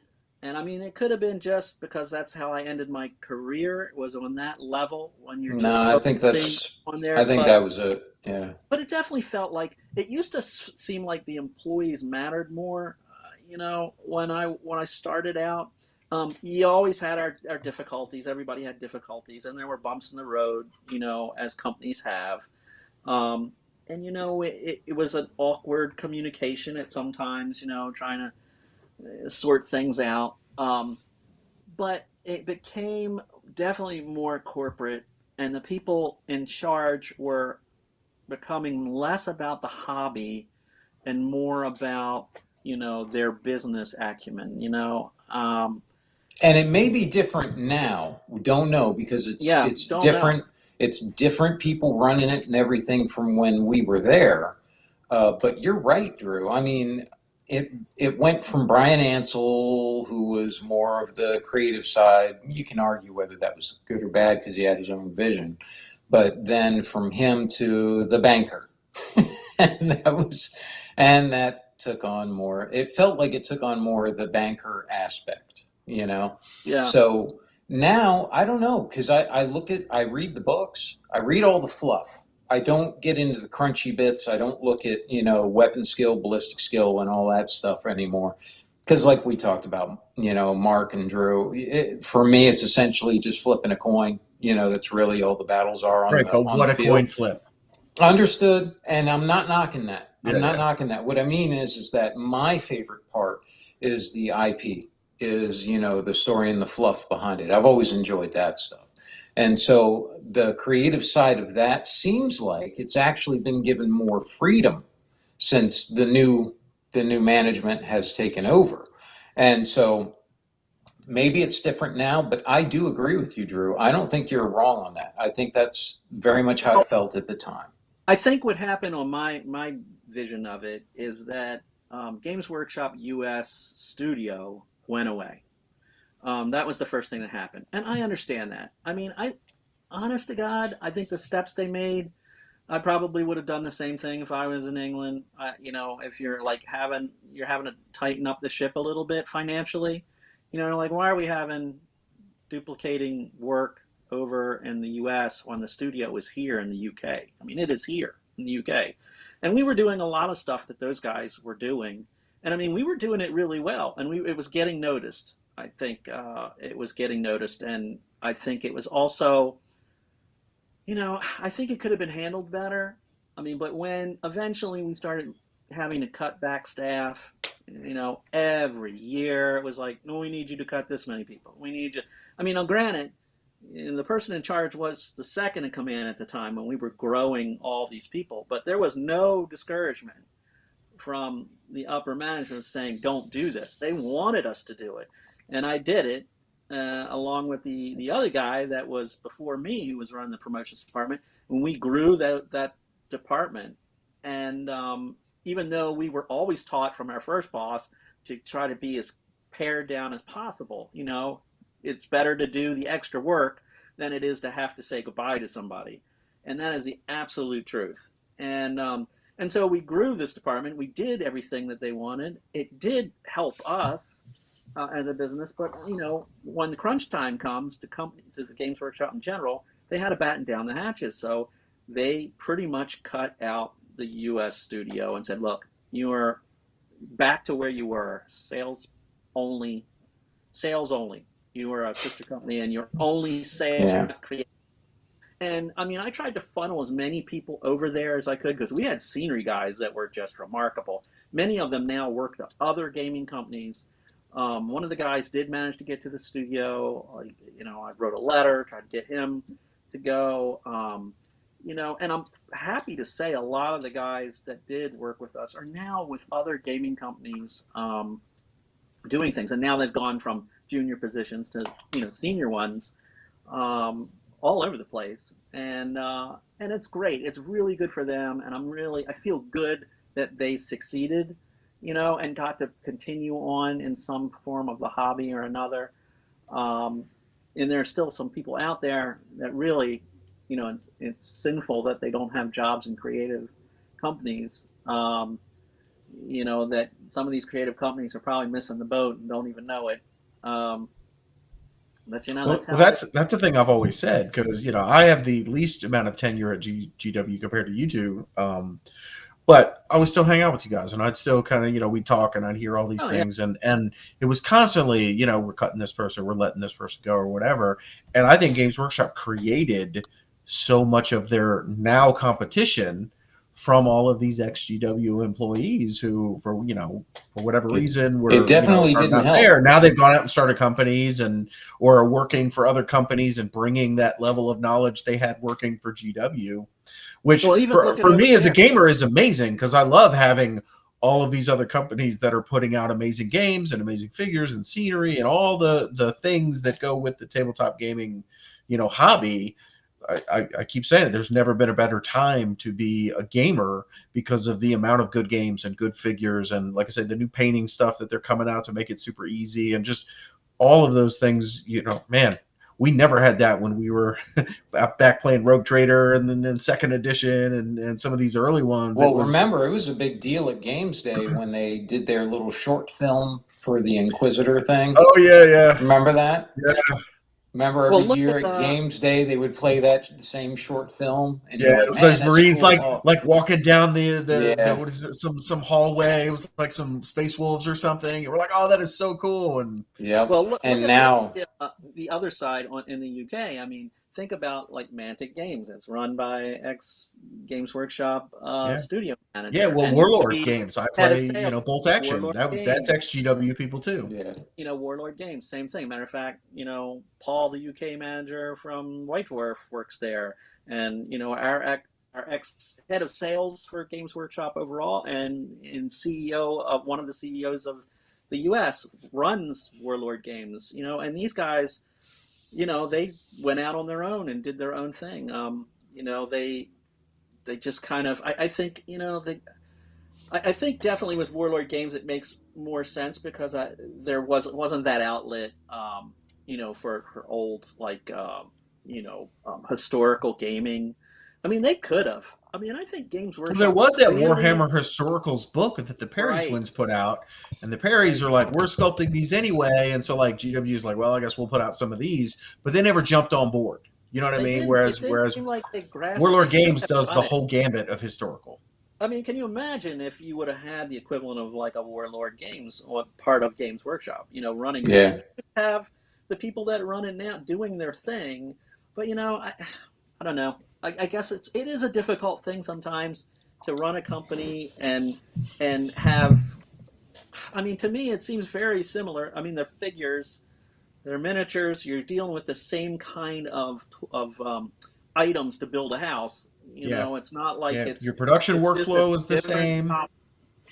Now, So I feel kind of bad that they never really got on board with that. And Mantic Games, I think, just comes from a frustration of a sort of younger generation studio head wanting to do something differently, and them not wanting to go in that yeah, direction. It's like, not okay, allowing for the outlet. Yeah. I'm going to do it my way then, and it's like good for them. Yeah. Now, I want to transition into something, and this would be a good point to do it.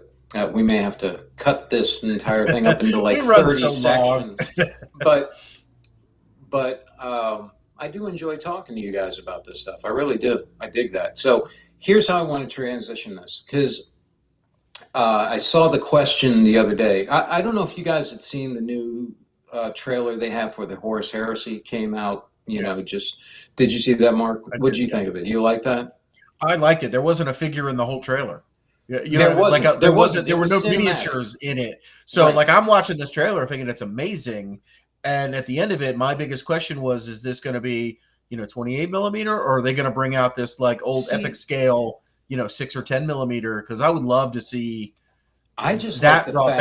back, because I really liked being able to put in a bunch of tanks and a bunch of Titans and all of these troops, but you can't do that in 28 millimeter unless you're See- an independent millionaire. I like the fact that there weren't any miniatures in it. It was just the video. And I thought that was great. I would love to see that sort of thing more often.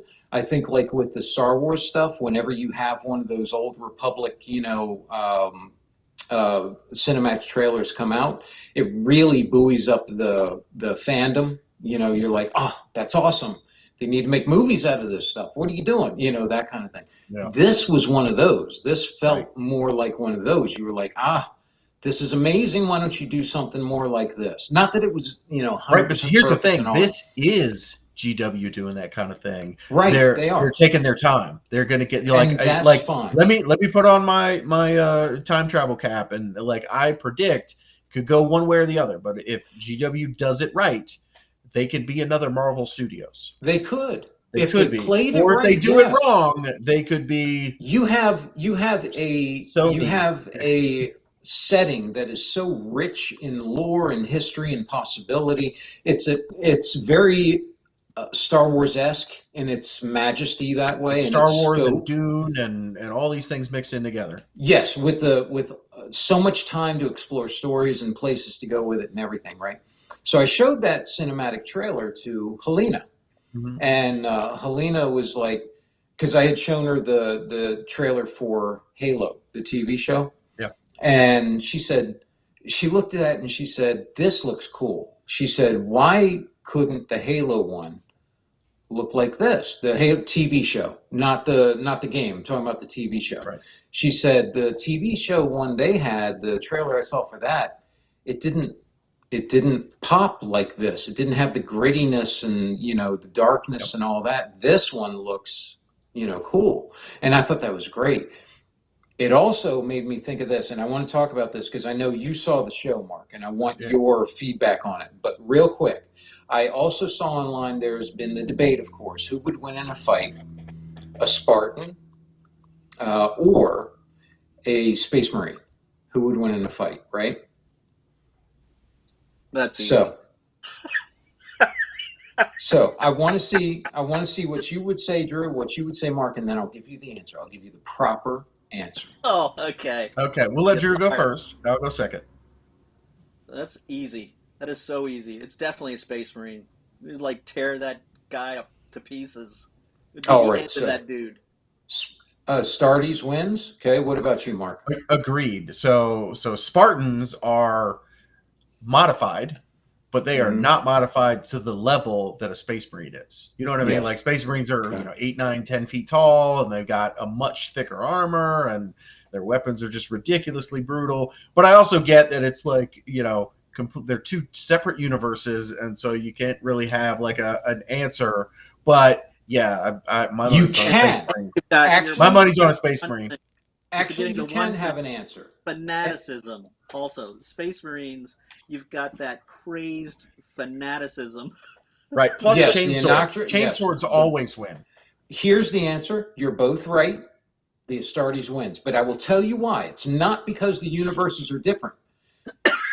If you're going to compare them, you're going to have to put the universes together, right? Okay. Well, the Spartan program takes place a couple hundred years into the future, right? Mm-hmm.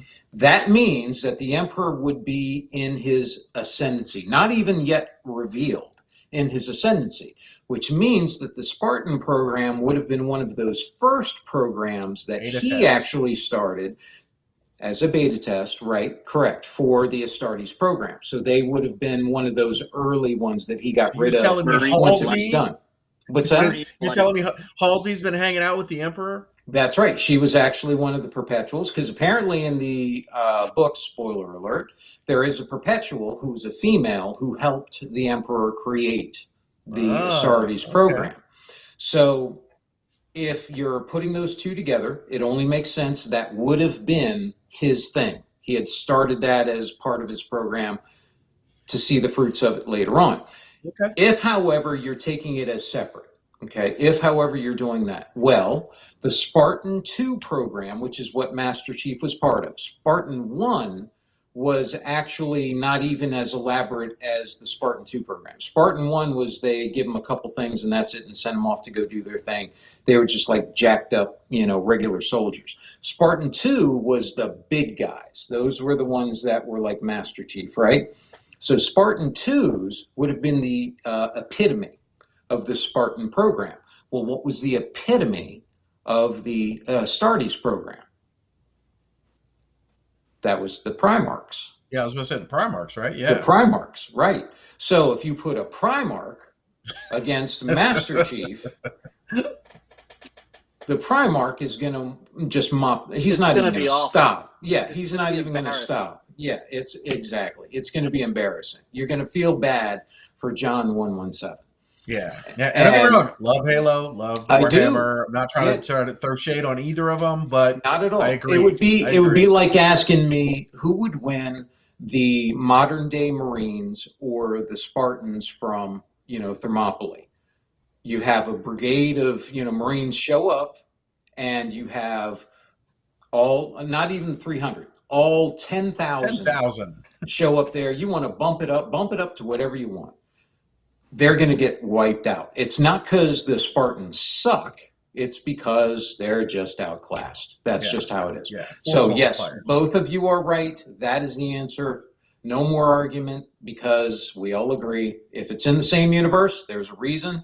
And if it's not in the same universe, there's a reason they're going to, so say we turn out that way too. So there's the answer. I'm glad we agreed on that. That's awesome. Yeah. How did you think what's that? How did you think we wouldn't agree on that? No, I thought you would, but I didn't want to take it for granted. Right. And I didn't want anyone to be able to say, oh, well, you biased the conversation by saying this or this. Mm-hmm. So, obviously you guys thought the same way I did. And you're right. Just everything about it. So now, having said that, I wanted to find out, Mark, what did you think of the Halo TV series? Because I'll be honest with you, I saw the trailer. Did you see the trailer, Drew?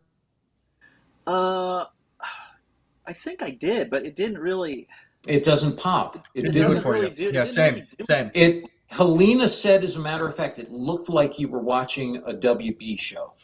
Right. Like it was something that you'd see there. Like it was. And that is probably one of my biggest concerns with the overall show is, I'm going to start with budget, but then I'm going to go with production, cinematography, or however you want to say all of that, because you can take the same budget and in the hands of this creative team, they're going to give you something that's amazing, and in the hands of a different creative team, maybe they've chosen to focus on different areas or whatever, and it doesn't deliver as well. Halo's on the bubble, right? So I've only seen the first episode because that's all that's out. And honestly, it snuck up on me. I didn't know, like, I'd seen the preview. I knew it was coming out, and then I'm on, like, Amazon Prime, and they're like, oh, check out the new thing. I was like, oh, well, let me watch this, right? And so I watched it a couple nights ago. I was down here having dinner, and I was like, oh, let me watch this, Halo. And parts of it were amazing, and parts of it were like, meh, okay. A big sense I had was, man, they poured a lot of their budget into this first episode. Okay, so I'm gonna give some minor spoilers, nothing ridiculous, but it opens on like this. They're kind of in the desert. It's this big walled town almost, and it looks like they're mining something or whatever. And there's like industrial tents, and it's this big shot, aerial shot comes in, and you're like, oh, something's going on here. And their vehicles look Halo-esque, but they're not like warthogs or anything like that. But you're like, okay, I can see. And it's all these guys talking about they're rebels from the UN. What do they call it? UNSC. And they're like, yeah, those guys are terrible, and we're going to get our freedom. And so they're having this talk about all of that. And then the general's like, oh, where's my daughter? And it cuts to these kids who are out in the wasteland a little ways, digging up roots that they're going to eat and get high or something like that. And one of them like spots a Covenant ship or hanging up over this little rock outcropping, and she's like, oh god, that's not, those are, I don't know what those are, but they're not good. And so she starts to run away, and she comes to her friends, and they was like, we got to go. And then one of her friends just literally explodes from a plasma bolt, and so she gets spattered with blood. And I was like, oh my gosh. And so the one thing I do think they got right is they were perfectly willing to be violent and graphically violent about it. And so a regular human getting hit with this plasma bolt and just kind of exploding, you were like, wow, that's really cool. And so she runs back, and she's the only one that makes it back. The other ones all get killed by these elites that are chasing her. Runs into the home and is like, oh my god, they're coming. And all the people like gear up and they grab their guns, and all the guns are like dressed up AK-47s. So it's like an AK-47, but they redid the front end with like a M-LOK or a Picatinny rail type thing to make it look a little more futuristic, which I know some people online were like, oh, they're not supposed to have it. It was supposed to be like, hey, I'm like, budget. You know what I mean? Hollywood has all these guns. They exist. They dressed them up a little bit. I'm okay with that. You know what I mean? And they did have, It's what Star Wars used. Exactly. I mean, Star Wars, I think, dressed theirs up a little differently. Well, they did, but I mean, like, you had to know the gun underneath and be like, I see what they did there. Yeah, this was an AK-47 that was a little dressed up. They were right. Star Wars was attacking with a bunch of World War II surplus. Yeah. And but again, that didn't it wasn't guns from the movie, I guess is what I'm saying. But again, these are people out on the outskirts of civilization somewhere, rebels. Like, it made sense to me. The elites show up and start wiping the floor. They're killing everybody. And then a pelican flies over, and these Spartans jump out. It's like a team of Spartans, including, John 117. And of course, now we get to see them do badass stuff, and they're, killing these elites. And were they all the same series Spartan? Do you know? Were they all a Spartan 2? I'm going to say yes, but I'm not sure. They all had different looking armor. It was like playing the video game where you could like spec your guys out. And so they had a sniper chick who was running around. And were they all about the same size as John? I don't know. Like, you could spot the girl, right? Because her armor looked different. And then you could spot one dude who was noticeably bigger, because there's always that big dude. And he went and, like, one of their technicals had gotten blown up and flipped over. And no, it was actually Master Chief who did it. So he pulls out the minigun like you do in the game where you pull it off the mountain. He walks out there and starts shooting at people and whatnot. So like I said, that was where they poured their money and budget into. They had this big kind of epic fight scene where the Spartans, the humans are getting their asses whipped, and then 4 Spartans show up and kill all the elites and whatnot. But at the end of the day, the one girl was the only survivor of all the humans. And so then they go back to the cave where they were first spotted, and they're like, well, what's going on over here? And they go in there, and it's like a Forerunner. They were digging up a piece of Forerunner tech. And so there's like this big like triangle thing that they were trying to retrieve. And then when Master Chief touches it, he has these wacky like memories of his previous life, and the whole place starts lighting up, and so the one elite's like, oh my god, this guy, is touching Forerunner technology, and it's activated by his touch, and so he runs away and flies off in a ghost to go warn the others, and they're like, this dude can activate the technology like some other people, because not everybody can do that apparently, and so they were on this planet going after that. And I don't want to get into too many spoilers. Right now we're introduced some Spartans and they did some cool stuff, but apparently this one orphan girl, 13, 14, 15 years old, goofy looking haircut, she's going to be a part of the show. And that is concerning to me, because I'm like, okay, is she going to go into the Spartan program?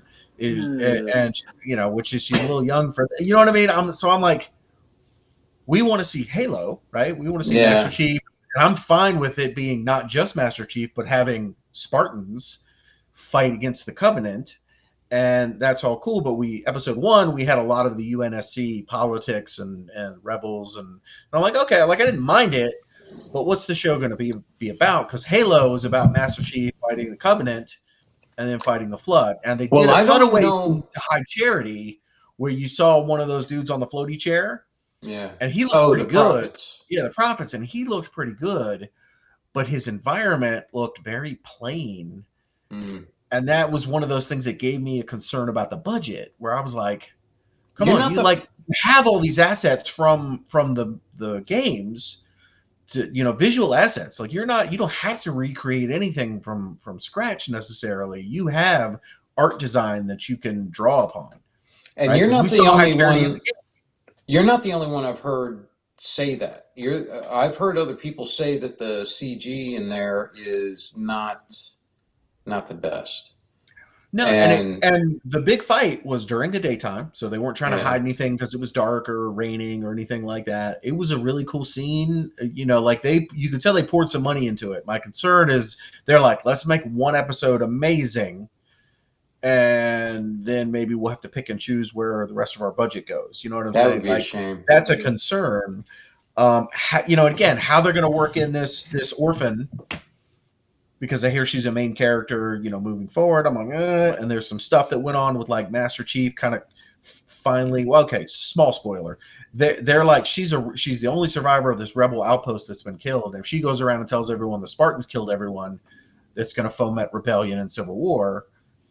So we want, so the UNSC wants her to be like a mouthpiece and say, no, the Spartans came in and saved you. But she's like, my father and everyone I knew was fighting against the UNFC. And so she's got this kind of quandary, and they're like, if she says the wrong thing, that could be really bad for us.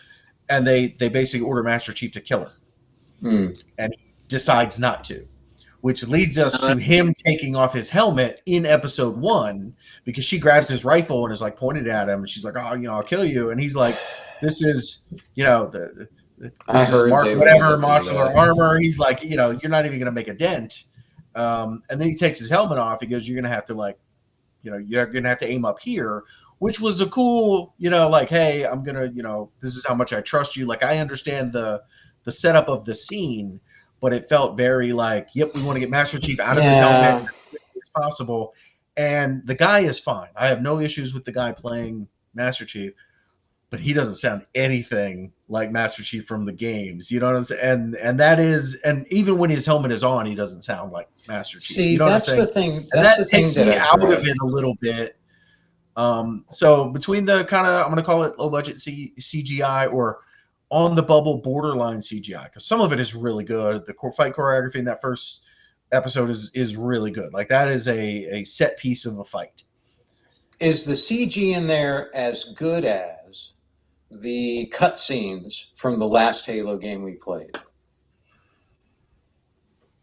Yeah, I think so. My biggest concern was the setting felt small. It was a wall. It was a little walled like outpost in the middle of the desert. It wasn't like a big town or a big city or something where you'd have a lot, like it felt like here's the back lot where we're filming, or here's the location that we set up to film, and everything's got to take place here. That was my biggest concern. Whereas Halo is these massive vistas, it's fighting underground in these tunnels, but even those tunnels can be huge. You know what I mean? But again, we're not on the Halo. Like I understand that. Yeah, but episode 1, I give it a solid 7, really? 7.5. I'll give it a try, but I'll be honest with you, I stayed away from it because as I looked at it, I felt like it was I just felt like it was WB level stuff, man. And I agree. I don't think they're quite there in episode 1, but I hear episode 2 is much less action, much less like because I went on YouTube and because I'd already seen it, and I didn't mind watching YouTube and people talking about it. And a lot of the early reviewers got access to episode 1 and 2, and so they're like, "We're not talking about number 2. We're just talking about number 1 right now." But then some of these same guys were like, "Yeah, and episode 1 was okay. Episode 2 kind of hosed it for me." You know what I'm saying? So like I'm trepidation going into episode 2 because of what I've seen some other people say about it. I just don't want to, man. Halo is one of those things that has brought me such joy. Right. And remember Drew, you remember sitting over at Russell's place? Mark, were you there? We were over at Russell's place and we had what did we have? 3 Xboxes together. It was back in the LAN days. Yeah. And Drew and I were in Russell's bedroom. And had I knew you couldn't resist. I know. And had ours hooked up in there, and the other guys were out in the other room. I think you were there, Mark. I went to several. I remember most of the ones we did. We remember your house too, Sean. We also we did, but I specifically remember this was one of our first times doing that. Was up there at Russell's place, and Drew and I were on one team because we were on that one set over there against the other group out in the living room there. And Drew and I on that one map, we kept jumping down, and I'd grab the shotgun and then kill a bunch of people, and we'd wait for it to respawn and all that. But ever since that, our time playing that to when we got to play all the ones where we could do the co-op stuff and everything, Halo has brought so much fun and joy to us as a group, as friends, being able to, make those memories like that's a lot of more thing and, all that stuff. And I just really didn't want to see it ruined. You know what I mean? And let me go one step beyond just Halo, right? Like we have seen these beloved franchises mishandled by the people that are in control of them now, right? I mean, how do you mess up Star Wars? Yeah. Right? Like you don't have to try that hard to tell a good Star Wars story. Like it's not hard. You could mail that in. You could literally, have you seen that thing where they're like, Star Wars Gonk Droid, and they're like, it's Star Wars, you're gonna watch it, and it's a movie about the Gonk Power Droid or whatever. And I'm like, they're right, I'd watch it. Right? So Star Wars is not difficult for you to tell some cool stories in. I want to see some Jedi, some lightsaber fighting. I want to see some big battles. I want to see some cool stuff. I'm happy. You don't have to serve me a gourmet meal. You can serve me fast food in a brown sack. It'll be fine. But you can't even do that right. Yeah. Right? It's 6 movies so far where you haven't done that right. And then we're moving over to Halo. We're moving over for Rogue One. But again, Rogue One was great, but we have 6 movies in the trilogy that after we're done, the prequels and the postquels, whatever we're going to call them, like both of those, all of them have good things in them. But the end result is you've damaged the property, right? And I don't think that's a controversial statement. The saddest thing to me is this is the highlight of this time. You can get anything made because they know there's the largest crowd of people right now that is aware of these things, aware of these different genres and all, and that, these companies are willing to make them. But unfortunately, it's the wrong people making them. They're making them for the wrong people. Right. Well, like I say again, and I'm not done. That's just Star Wars. Lord of the Rings. Okay, with there's a whole hubbub on the Amazon Lord of the Rings show. Like why they decided to tell a Second Age show when, as I've said before, you could literally remake The Hobbit and the Lord of the Rings in long format where you're not stuck in a 4-hour movie or whatever, you know what I mean? But you could put in stuff that we've never seen before, like Tom Bombadil, the Borrow Lights. I knew you were going to bring him up. I don't like Tom. I skipped that chapter. I'm not even lying. Like I don't like the character of Tom Bombadil, and I had no problem with them cutting it out. But forget about my likes for a second. Tom Bombadil. You're the executives, and you want to work in. Come on, you don't want to see some good Barry? Tom Bombadil I should love my team up with Boba Fett. Right, but you know what I'm saying? You could have done this. Okay, forget him. You didn't want to see the Scouring of the Shire? No, I get you. No. Right. I just Like there wanted is to still put out. amazing material that you don't have I to know. go I just retcon and couldn't. try to make everything else. Or if you're going to do the There Second is. Age, right? There But my is. point Yeah. is that doesn't seem like it's being handled well. Granted, it Yeah. hasn't come out yet. I get it. But so far, am I, as a betting man, am I going to bet that this is going to be a beloved series that will live on for 30 years that we're talking about, like the original Star Wars trilogy? Right? Yeah, Star Trek. Star Trek has been around forever. It is the anti-Star Wars, or what, you know, it's Well, they- on that same level. And some of those new Oh, shows have That should tell you amazing everything. visual effects, but the story is like, let's tear down everything or retcon everything that we built over here because we want to tell a new show. And so it's not about how you handle this franchise or that franchise or the other franchise. It goes back to who's in charge of these companies that are making the thing, and they want their message to supersede the franchise or the entertainment. You know what I mean? They're like, we're going to have to put a message into this, and in some ways that's not necessarily a bad thing until you do it poorly. Yeah. And they're already showing the guy's face. They can't Yeah. even get through one episode, and they got to show his face already. Oh, Right. I know, Well, that that comes down was- to who you put in charge. Like, you could have literally, he could have took the helmet off. You do an over-the-shoulder shot where you're seeing the back of his head, and the orphan sees it, but we don't, and it's a teaser for episode 2. Great. And this comes down to technical storytelling, right? Because my big complaint has been like the executives and the people that are in charge of, like, we're going to do a Lord of the Rings series, and it's going to be this, and then we're going to include that in there, or we're going to do Master Chief, we're going to do Halo, but we're going to focus on the UNSC politics of it with a little bit of the Covenant. And that's the other thing. There were only elites in this battle, right? So there were no jackals, there was none of the little guys, so no grunts. and the elites were huge. Like, at one point, one of the elites, like, literally shoulders a vehicle, like a truck. He just bows in it and knocks it aside like it was nothing. So they really get a scale of how big these dudes are. You know, that was the other thing out of watching the trailer, was that the other thing that bothered me, if you're going to make a TV series on it, I would not opt to make a TV series where you're playing on easy. I would opt for a TV series where you're playing more on heroic or legendary. Otherwise, because I saw in one of the trailers where they were fighting some elites and stuff, and I was like, come on, man. You know, Spartans are tough and everything, but elites are... Yeah, 2 of them with the power swords. Yes, that's the scene. He's like ducking and dodging. Oh, I know which one you're talking about. And all that crap, and I was like, come on, man. Now They you're did making... They did make that seem really easy. You know what else I would do? I would definitely have a button that you can press in the beginning of the episode, so every fight scene, when you shoot one of the bad guys, when the Master Chief shoots one of the bad guys, they blow up in the confetti. That's right. They found the birthday party skull. And they did have like that would be an amazing episode. What the hell is this? No, you need to make it like a setting for the series. You know what I mean? Like, you can watch it on hard mode, I can watch it on easy mode, and Drew can watch it on confetti mode. But they did have the sound effects for the shield going down and the shield powering back up. So that was on there. But the soundtrack was shades of Halo. You know what I mean? Like, the game has this ridiculously powerful soundtrack.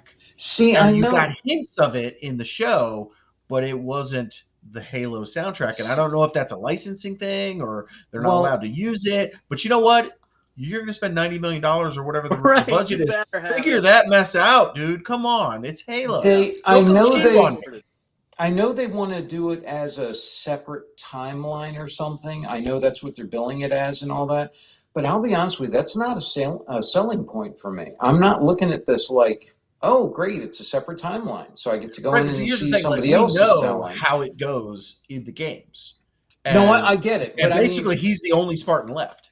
But what I mean is... I'm with you. I'm fine with... You want to mix up the timeline and show me some cool stuff that I haven't been able to play or see in the games, I'm on board.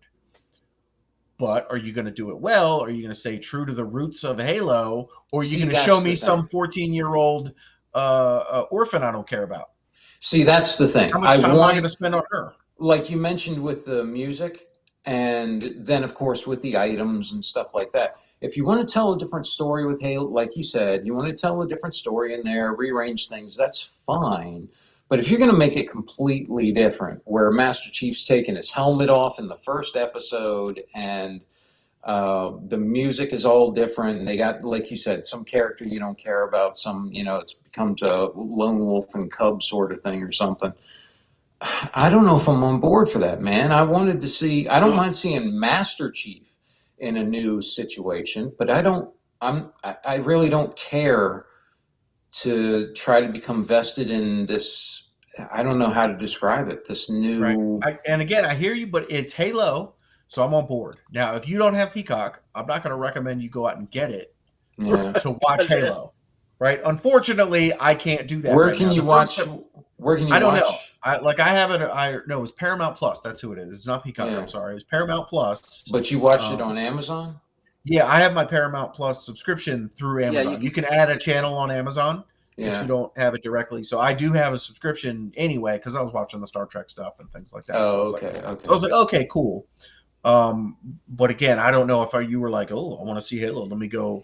Give me a couple more episodes in. I'll let you know if you should. I didn't want to see it or I was apprehensive. Let me say, because of the trailer, and I felt like first, I don't want to have my heart broken with this thing that meant so much, and secondly, if it sucks, I really don't want to pay money for it. So I'll see what the reviews are. Yeah. And I looked at the reviews yesterday, and it was like it's 61% on Rotten Tomatoes and all that, and I was like, no. And I'm not as critical. Like some of the things I'm hearing people complain about, I can look past. I'm like, I don't care if the dudes are using AK-47s that are dressed up, and I get it. Like you hire this guy to be an actor to play Master Chief. And you want this show to revolve around, say, this team of Spartans. You can't do a show where none of them ever take their helmets off. Like I get that from a we want to run 3 or 5 seasons of this show, and we're going to have the main character never take his helmet off and talk with the other members of his team. Like I get that. I know in the video games it worked, but I can understand it from we're going to make this show, and we want it to be accessible. So like. I'm with you. I share your trepidation, but I'm not.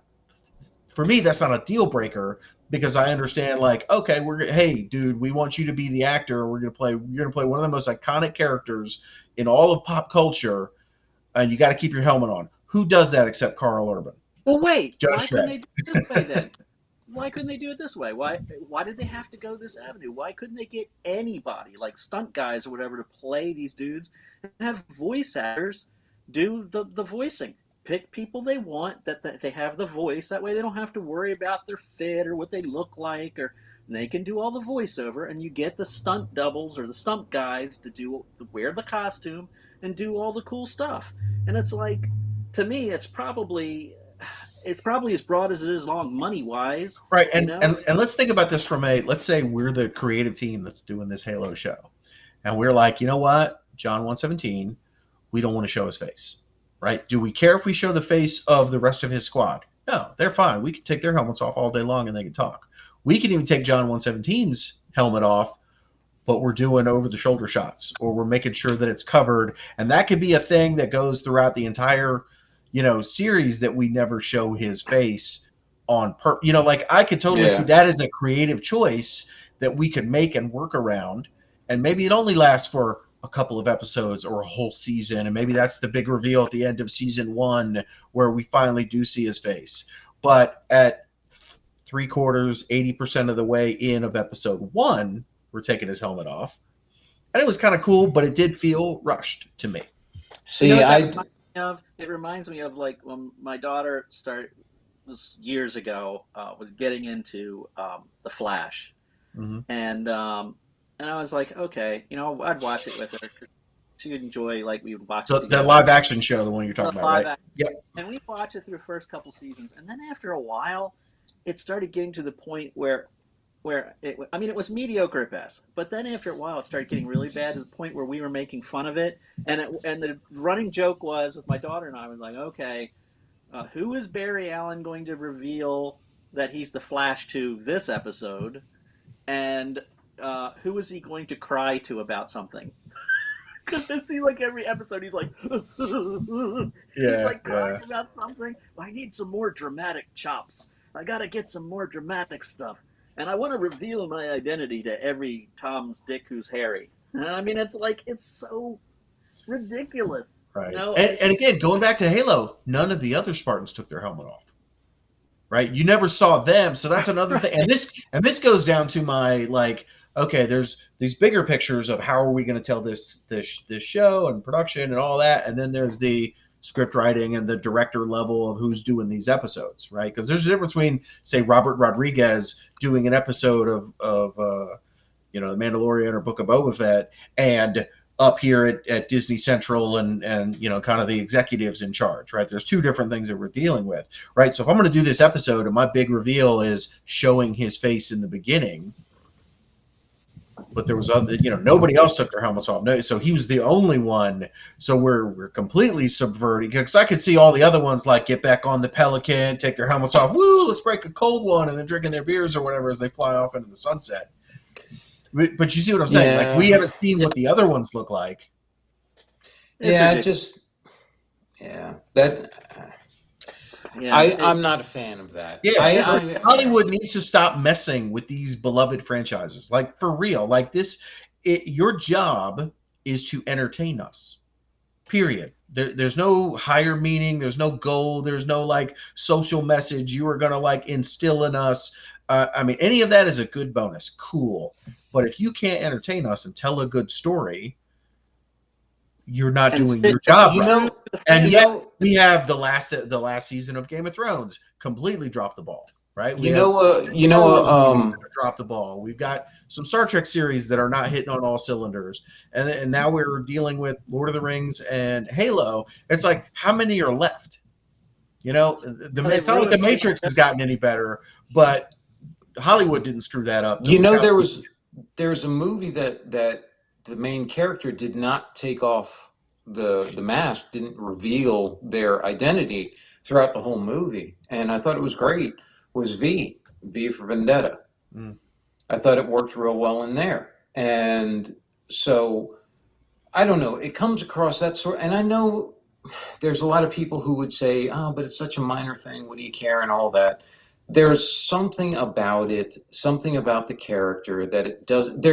You know what it is? It's a lack of narcissism, that it doesn't even matter what I look like. It matters so little. I don't even care about, exposing the face or doing any of that stuff. I'll just keep the helmet on. Right. It's and not I'll put about Judge that. Dredd in with those. So those are two. Well, sure. Judge Dredd. Modern ones. And I'll say what they both have in common is famous actors, memorable voices. Like, you knew who was under that mask, and it mattered.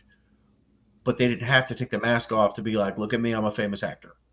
Like when Stallone did Judge Dredd, his helmet was never on, because we got to see Sylvester Stallone in this movie, because it's that Stallone. just bugged the hell out of me. Right? And that's what it comes across as. It comes across as like, we have to placate the actor because the actor wants you to know this is them. And that just, that bugs me. It takes me out. Hugo Weaving didn't do any of that, and we all knew he was in it, and he did an amazing job. And I felt like it made it more about, like his character said in the movie, there's a face under the mask, and there's muscle under that, and all that stuff, but none of that matters. It's not who I am, that kind of thing. That comes across when you have a character who doesn't focus on what they look like. And even with The Mandalorian, it bummed me out when he took his helmet off. I didn't like it. I really wanted him to get... And you notice after that episode, it's like, okay, is he doing it this episode? Is he taking the helmet off this time again? I feel like Drew sitting at his house with his daughter sitting there. Who do you think he's going to show his face to this time? Right. And he's walking around downtown with his helmet under his arm all the time, Yeah, I just don't... It kind of ruins that part of the character for me. So even in The Mandalorian, I got to the point with that where I was not excited to see The Mandalorian. I was more excited, more hopeful that I was going to see like Luke or, Baby Yoda or Ahsoka or one of the other characters. Because this one had been sullied for me. It had been, commercialized in a way.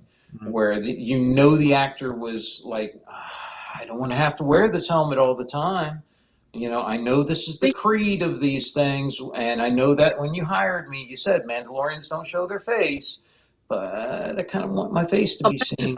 Imagine this. Imagine this. If they would have stuck to the guns and not shown his face, and then through, let's say we get to season 4 or season 5, and he finally, like, the Mandalorian comes to grips with, wow, this branch of the Mandalorian, the religion that I'm worshiping, is kind of kooky and based off of evil. It's based off of Darth Maul. This is terrible. And just think of the impact when he would eventually just taken off the helmet, and you're shooting, like Mark says, from the back of him, and you just see him take off his helmet, and he just drops it. And then you do the slow pan, and you just show him, like, in shadows, just looking, like, coming to grips with, I spent my whole life under this freaking helmet for something that's false. And it would have had so much more impact. And now you're not going to ever get that impact again. You've lost it. Because they can't keep it in their pants. They cannot keep it in their pants. And that's what it feels like. Yeah. That's exactly what it feels like. It feels like they couldn't keep it in the pants, just couldn't wait, had to go ahead and do the gimmick thing, rather than doing it as some sort of organic story thing. And I know people could say, well, it was organic. He did it because he wanted to, and all that stuff. It wasn't. It wasn't. Too soon.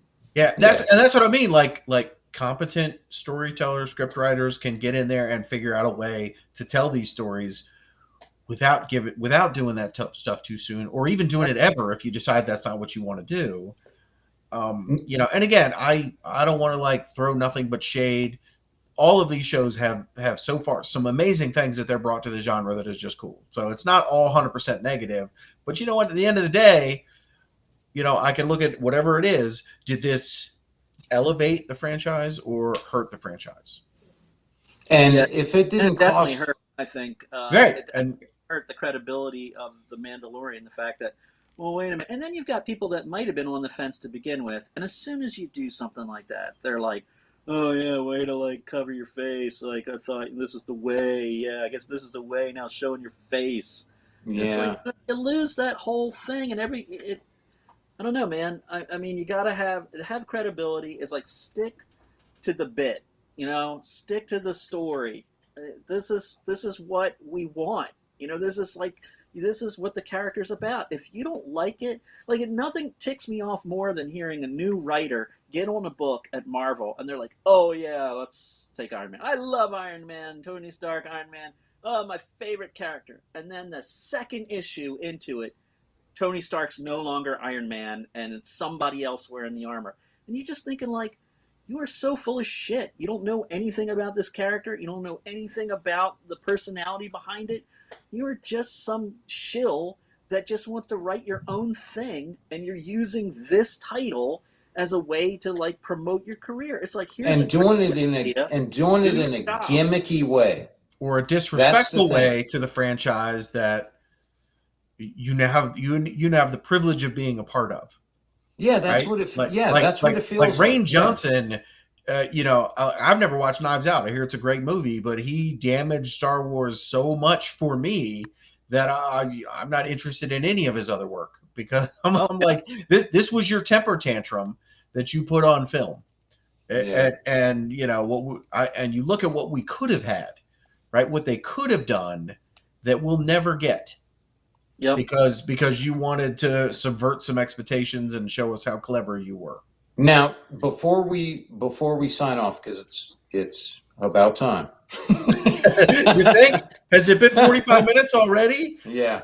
So before we sign off, I will leave you with something that was I found hopeful. I saw a review for Moon Knight coming up this week. I don't know when this is airing, but in real world, time. It's airing this week.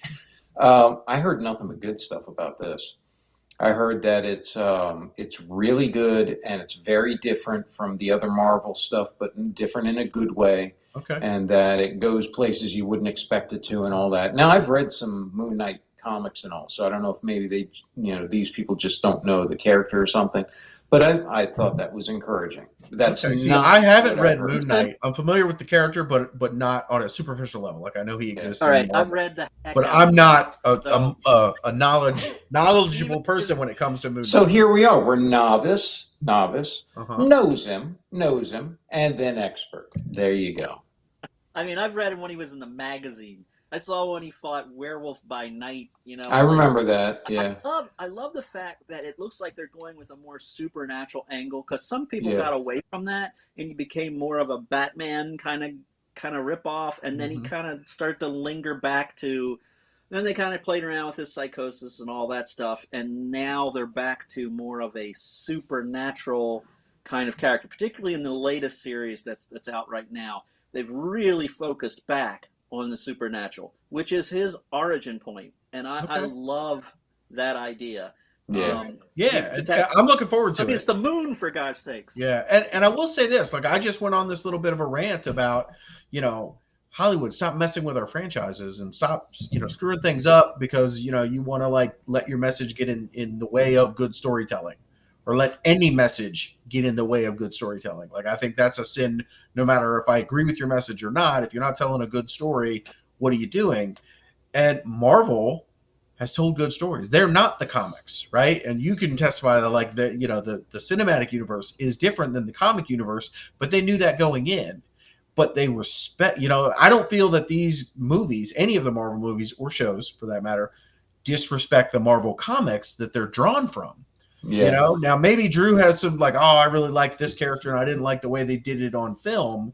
No, But I think Drew would even say he may not agree with I'm some of the here. choices. I can actually tell you what I No, think. I know, but I want to yeah, see if there's no time for that. So This anyway, what I is would I say, actually like doing this a little better because I'm actually curious to know if we're right about how you feel about this, which is I would guess that Drew would say that whilst he may not agree with some of the decisions, he believes that they do treat them with respect and with a fan's respect yeah. of doing their best with it. I'm not like it would be gimmicky. Yeah, You yeah. know what I But see, Okay, mean? this let is me why put it to you this way. before I let Hold Drew on, talk. Drew. Hold on. I want to Before, get hold his on, hold opinion your on what horses. Drew would say.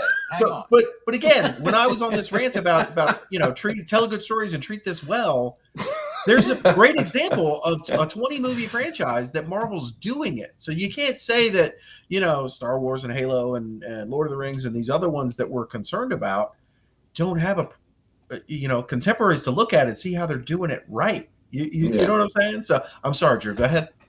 I think up to the last Avengers movie, I Mm-hmm. think they were pretty much respectful to the characters. I You talking think about Endgame? yes, I think anything after that has been now they've decided to go messagey on us. Yeah, I Falcon mean, and Winter Soldier was a little bit of I that. gotta I Absolutely. gotta say the Falcon Winter Soldier could have been really good, and I mean to me the most exciting character in the whole bit was the Red Skull. That guy was phenomenal. I mean he was not the Red Skull. I'm sorry, Baron Zemo. Baron Zemo. Oh, him. Yeah. He was Okay. actually entertaining and Yeah. interesting to watch. But they once again, they got this goofy looking gal being the big bad guy, and she was just like You know who she it was was? terrible. Yeah, I know from Yeah. the whole Solo, the other disappointment. She's been one Oh, disappointment you're right. or That was the another. same actress from Solo, Yeah. wasn't it? It's Yeah. Enfys. Okay. It's Enfys Nest. So Yeah. there was that. There was that, and then I think on the series, most of the series have been pretty much a giant waste of time. I You mean, didn't like Loki? I thought Loki was a dog's dinner. I mean, it's like Really? I love the episode where he's with all the other Lokis. I thought Yeah. that was Yeah. cool. The See, I force thought you dig the that. forced relationship with himself was eh. The Kang was terrible. The dialogue of Kang was terrible. Mm.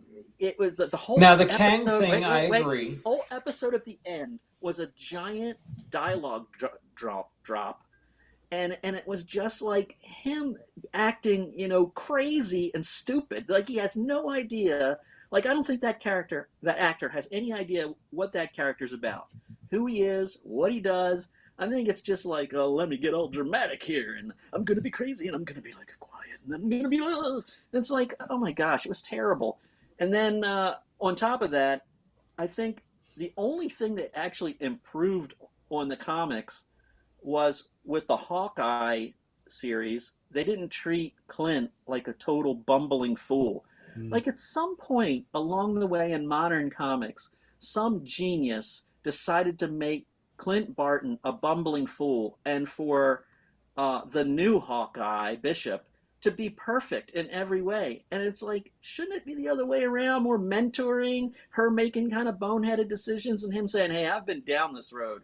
Let me tell you, that's not the way to go." They did it right in the series, but in the in the comic book series, it's like they have him jumping off of a 10-foot rooftop, and Clint Barton was actually trained by Captain America, and he lands and falls on his ass like oof, and she lands perfectly, and I'm like, what in the world is this, like backwards day bizarro world? It's like That's one of us has DC. been You trained can't by use that. one of us has been trained by Steve Rogers, and the other one is just a Bizarro. so anyhow, they actually did it right in the series because she was more of a mentor and Mhm. more of a little impulsive and more like a young Hawkeye versus a Hawkeye that's been down a road of experience and understanding, how to perform in situations like this. So I have to give him mad props for that. And also Kingpin, it was great seeing him. Yeah. The It actor, was good I've seeing always Kingpin, but I feel like they toned him down a lot for eh, Hawkeye.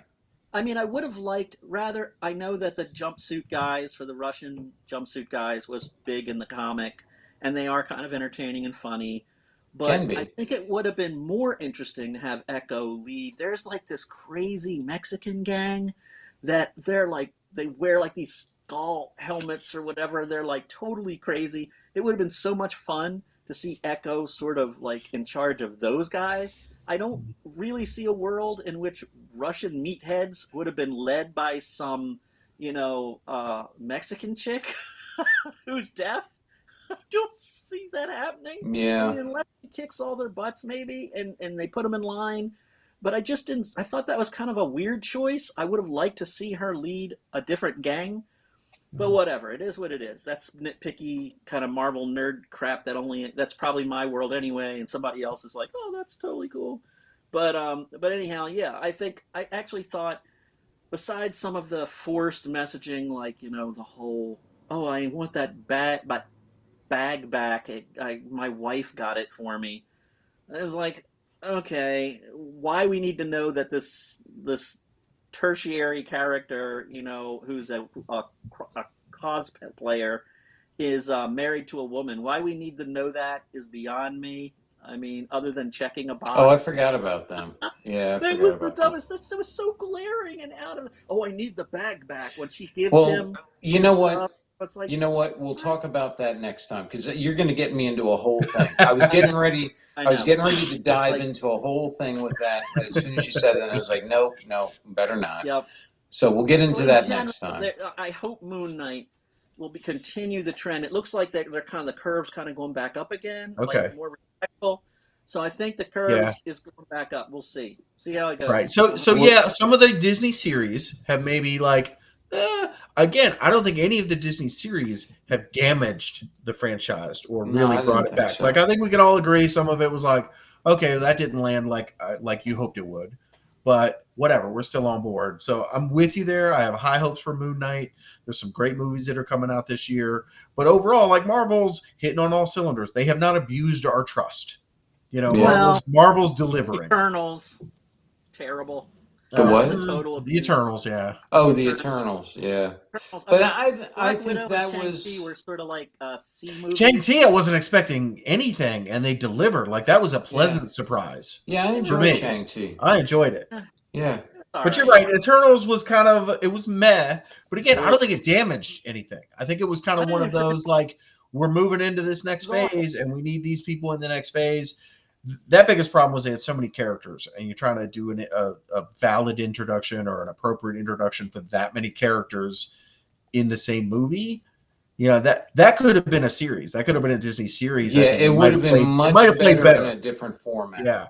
Yeah, like a 9 1-hour episodes or 9 45-minute episodes. I agree. They skipped some, and they also skipped some of the most interesting characters by making the deviants the way they made them. They've really robbed people of learning how cool the deviants are, and the interesting aspects of them. And two of the coolest Eternals are Reject, who is human and good looking, and everyone thinks he's hideous because he's a deviant. They all think he's a handsome human-looking guy, and they're like, "Oh, he's hideous," and I always thought that was kind of funny. The Twilight Zone episode thing, yeah. And then of course, a Carcass, which is this sort of like giant brute of a deviant who automatically they think, "Oh, you're a big dude. We're going to put you in the gladiatorial pits," and he's like, "But I'm an intellectual." It's always I think it's kind of funny, and he's cool looking. He is the coolest looking dude since The Thing. And they've totally robbed everybody of those characters, So good job. Yeah. Yeah. Anyway. All right. We'll talk about that next time. Here I was trying to end on a high in note. Thanks, Sean. Thanks, Drew. Thank you for hanging in with us. Well, we'll start with the high note next time. Yeah, let's do that. And in the interim, between now and then, take a look at nature and see if you see any fathers out there who've been maligned by every time they show up, someone thinks they're going to kill the children. And we'll discuss that next time. Tune in next week. All right, guys. Thank you. This concludes our Speak Nerd and Enter broadcast.